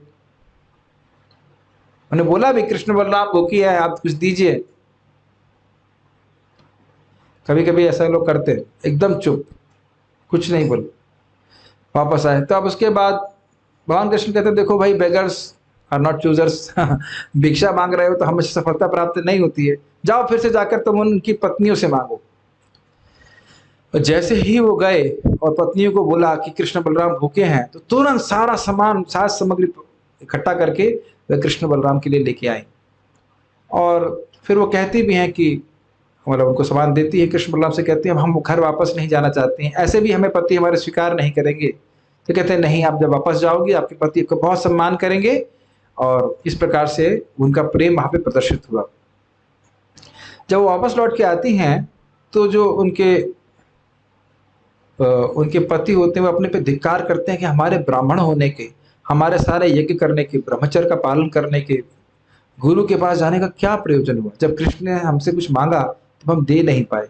और ये हमारी जो पत्नियां हैं, पत्नियां तो मतलब लड़कियां तो उस समय पढ़ने जाया नहीं करती थी, वो घर में जो कुछ सीखती थी वो सीखती थी। कोई कमेंट्स नहीं करूंगा, सोशल कमेंट्स कुछ नहीं करूंगा, खाली लीला बोल रहा हूं। तो इनको ऐसा प्रेम कैसे प्राप्त हुआ? तो वो जान नहीं रहे थे कि जो गोपियां मथुरा जाती, ब्रज की गोपियां जब मथुरा जाती तो उनसे बातचीत करती, तो उस समय उनको कृष्ण कथा श्रवण करने का मौका मिला। इस कारण से बिना कंस के भय के वह कृष्ण के पास चली गई।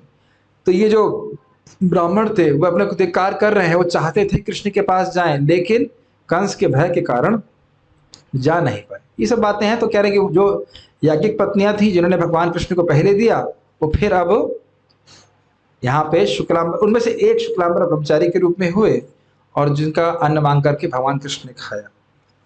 ठीक है, अब आगे मैं सोचता हूँ समय हो गया है, आगे हम लोग अगले संडे को सुनेंगे, लेकिन यहाँ नहीं, उसका प्रसारण हमारे होडल केंद्र से होगा, तो आप लोग सुन सकते हैं सभी का। ये एक ले लेते हैं, और ठीक है, एक लेकर के रुकेंगे। नंदनाचार्य शाखा जगते विदित, लुकाई या दुई प्रभुर जार घर स्थित। नंदनाचार्य नाम के एक और शाखा पूरे जगत में विदित हैं, जिनके घर में भगवान चैतन्य महाप्रभु और कभी कभी नित्यानंद प्रभु जाकर छुप जाते।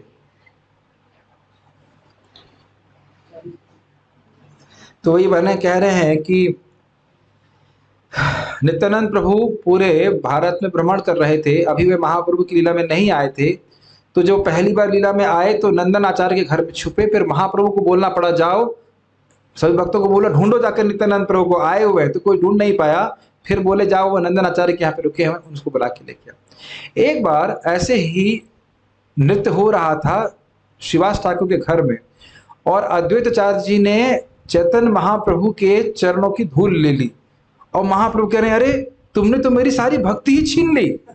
तुरंत महाप्रभु वहां से चले गए और जाकर नंदन आचार्य जी के घर में छुप गए, कोई उनको ढूंढ नहीं पा रहा था। तो यहाँ पे भी एक चेतन भागवत में आता है लीला, तो इसी प्रकार से उनके घर में चैतन्य महाप्रभु भी छुपे और नित्यानंद प्रभु भी छुपे।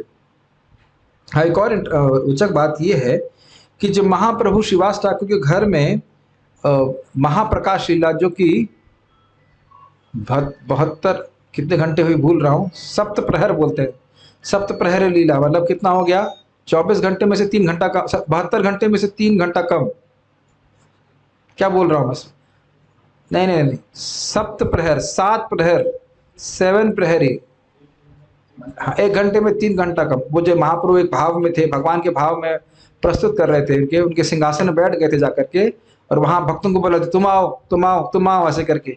तो फिर वह अद्वैताचार्य जी को भी बुलाते हैं, तो अद्वैताचार्य जी भी इन्हीं के घर में छुपे रहते हैं, नंदनाचार्य के घर में, और फिर वहां उनको बोलते हैं कि जाओ उनको वहां से बुला के लाओ। इस सबका वर्णन चैतन्य भागवत में है। एक और बोलेंगे, 40 पे रुक जाते हैं। श्री मुकुंद दत्त शाखा प्रभुर समाध्यायी, जहार कीर्तने नाचे चैतन्य गोसाई। श्री मुकुंद दत्त नाम की शाखा प्रभु के समाध्यायी थी, उन्हीं के साथ पढ़ते थे, और जिनके कीर्तन में चैतन्य गोसाई नाचते थे। ये बहुत सुंदर है। कह रहे हैं मधुकंठ व्रत नाम के भगवान के व्रज की लीला में 2 गायक थे, इनका नाम था मधुकंठ और मधुव्रत, और वह मुकुंद दत्त और वासुदेव दत्त के रूप में प्रकट हुए, जो चैतन्य महाप्रभु की मंडली के गायक थे। तो मधुकंठ नाम के जो भक्त थे वह मुकुंद नाम से इस जगत में प्रस्तुत हुए। हाँ, मैं बोलने वाला था कि जब चैतन्य महाप्रभु और मुकुंद दत्त साथ साथ पढ़ा करते थे तो आपस में उनकी भिड़ंत होती थी। भिड़ंत मतलब वाद विवाद होता था, शास्त्रार्थ होता था। तो कभी मुकुंद जीतते, कभी महाप्रभु जीतते, इस प्रकार से।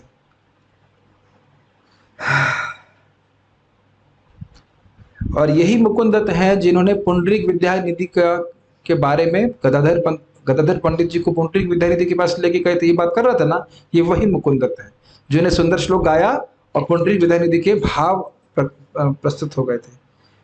समा कीजिएगा 7 घंटे ने 21 घंटे, हाँ वही था 21 घंटे, सप्त प्रहर मतलब 21 घंटे जब भगवान महाप्रभु ने अपना भाव प्रस्तुत किया था, तो उसका समारोह का शुभारंभ मुकुंद दत्त ने गा करके किया था। जब ये गाते थे तो सब लोग कृष्ण भावना भावित हो जाते। एक छोटा सा पास टाइम सुनाना चाहता हूं, उसको बोल के रुक जाएंगे, निश्चित रूप से रुकेंगे। मुकुंद के संग एक दिक्कत ये थी कि लीला के अनुसार कि कभी तो वह मायावादियों के पास जाके कहते हाँ हाँ आप सही कह रहे, निराकार ही श्रेष्ठ है, और भक्तों के बीच में आते तो वहां एकदम भक्त बन जाते। तो महाप्रभु को ये बिल्कुल पसंद नहीं आता। तो महाप्रभु सबको दर्शन दे रहे थे, मुकुंद दत्त को नहीं बुलाए। तो सब भक्तों को बड़ी चिंता हुई। सब भक्त ये नहीं सोच रहे थे मुझे मिल गया दूसरा मरने दो ऐसा नहीं, क्या है आपने सबको बुलाया, मुकुंद को नहीं बुलाया। तो उसको महाप्रभु कहते हैं, क्या डांट लगाते हैं, खड़ जाटिया भेटा कहकर भर्सना कहते हैं। जब ये मायावादियों के पास जाता है तो कहता है हाँ तुम लोग सही हो, और जब भक्तों के पास आता है तो तुम भी सही हो। तो ये सिर्फ जो है अच्छा बिल्कुल महाप्रभु को नहीं लगेगा, तो मैं उसको अपना दर्शन कभी नहीं दूंगा। तो जब मुकुंद दत्त ने सुना मतलब जस्ट वह बाहर ही थे, तो वो रोने लगे, बहुत बहुत बुरी तरह से रोने लगे, और उन्होंने कहा कि अच्छा पूछो महाप्रभु से कभी तो मुझे दर्शन प्राप्त होगा। तो उन्होंने कहा हाँ ठीक है, जाकर कह दो करोड़ों जन्मों के बाद तो तुम्हें मेरा दर्शन प्राप्त होगा। तो जब वह सुने तो फिर नाचने लगे मुकुंद, अच्छा मुझे दर्शन मिलेगा। तो जब उन्होंने ऐसा श्रवण किया तो महाप्रभु ने कहा उसको अंदर बुलाओ तो फिर महाप्रभु ने कहा कि देखो तुम जो अपराध कर रहे थे इसकी वजह से शायद तुम्हें करोड़ों जन्मों के बाद जन्म मिलेगा, लेकिन तुम्हें मेरी बात पे विश्वास था और तुम्हारा जो डिटर्मिनेशन था कि करोड़ों जन्मों के बाद भी क्यों दर्शन मिले, मुझे मिलेगा जरूर। तुम्हारा जो संकल्प था उसने मेरे संकल्प को जीत लिया। इसलिए हर भक्त को ही खुश होना चाहिए। जिसने संकल्प लिया कि मुझे कृष्ण की प्राप्ति करनी है, तो आपका ही संकल्प जीतेगा। कितना हो जन्म लग जाए, मैं कृष्ण को प्राप्त करके ही मानूंगा। तो ये आप ही जीतोगे, भी पहले से निश्चित हो चुका है, आप ही जीतेंगे, बस लगे रहिए भक्ति।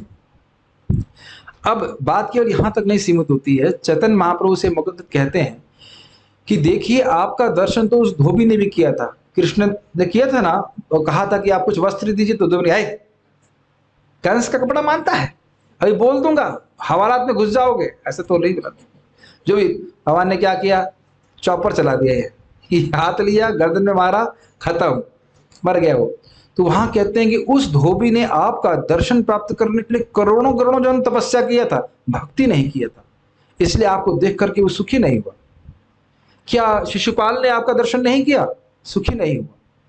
क्या दुर्योधन ने आपका दर्शन नहीं किया, क्या जरासंध ने आपका दर्शन नहीं किया। दर्शन देने का मतलब है प्रेम देके दर्शन दे, समझ रहे हैं। जब भक्त के हृदय में प्रेम होता है तब भगवान का दर्शन से सुख मिलता है। तो उस प्रकार के दर्शन की इच्छा मुकुंद को थी, जिस प्रकार से है। और फिर महाप्रभु उनको एक आशीर्वाद देते हैं, कहते हैं कि तुम्हारे कीर्तन में मैं स्वयं विद्यमान रहूंगा। ना सुंदर। मुकुंद दत्त को कहते हैं कि तुम्हारे कीर्तन में मैं स्वयं तुम्हारे मुख से मैं प्रकट रहूंगा और इस प्रकार से तुम्हारे कीर्तन में विद्यमान रहूंगा। बहुत सुंदर है। जीवन छोटा पड़ रहा है, समय छोटा पड़ रहा है, इतने सुंदर सुंदर ग्रंथ हैं। और सही बताऊं, जितना पढ़ने में सुख नहीं है उससे कहीं अधिक सुख जो है चर्चा करने में। पढ़ तो मैं आया, पढ़ के आया ही हूँ, लेकिन जितना चर्चा करने की में सुख मिलता है उसका कुछ आप कह नहीं सकते। एक एक लीला का स्मरण बहुत अच्छा लगता है। ठीक है, समय हो गया है, हम लोग जाते हैं। कुछ यहाँ किसी का कोई प्रश्न तो है नहीं? ओके, बहुत बहुत धन्यवाद, आप सब लोग आए। हम लोग अब थोड़ी देर कीर्तन करेंगे। सो स्टॉप है। अगर आप चाहें तो हमारे साथ थोड़ा कीर्तन कर सकते हैं, या सीधे हम लोग आरती कर लेते हैं। मेरे ख्याल से लेट होगा ना, कि हम लोग आरती ही करेंगे। अब आरती, आप यहाँ पे मीटिंग को रोक रहे हैं। बहुत बहुत धन्यवाद। श्रील प्रभुपाद की जय, श्रीमन चैतन्य महाप्रभु की जय, ताई गौर प्रेम।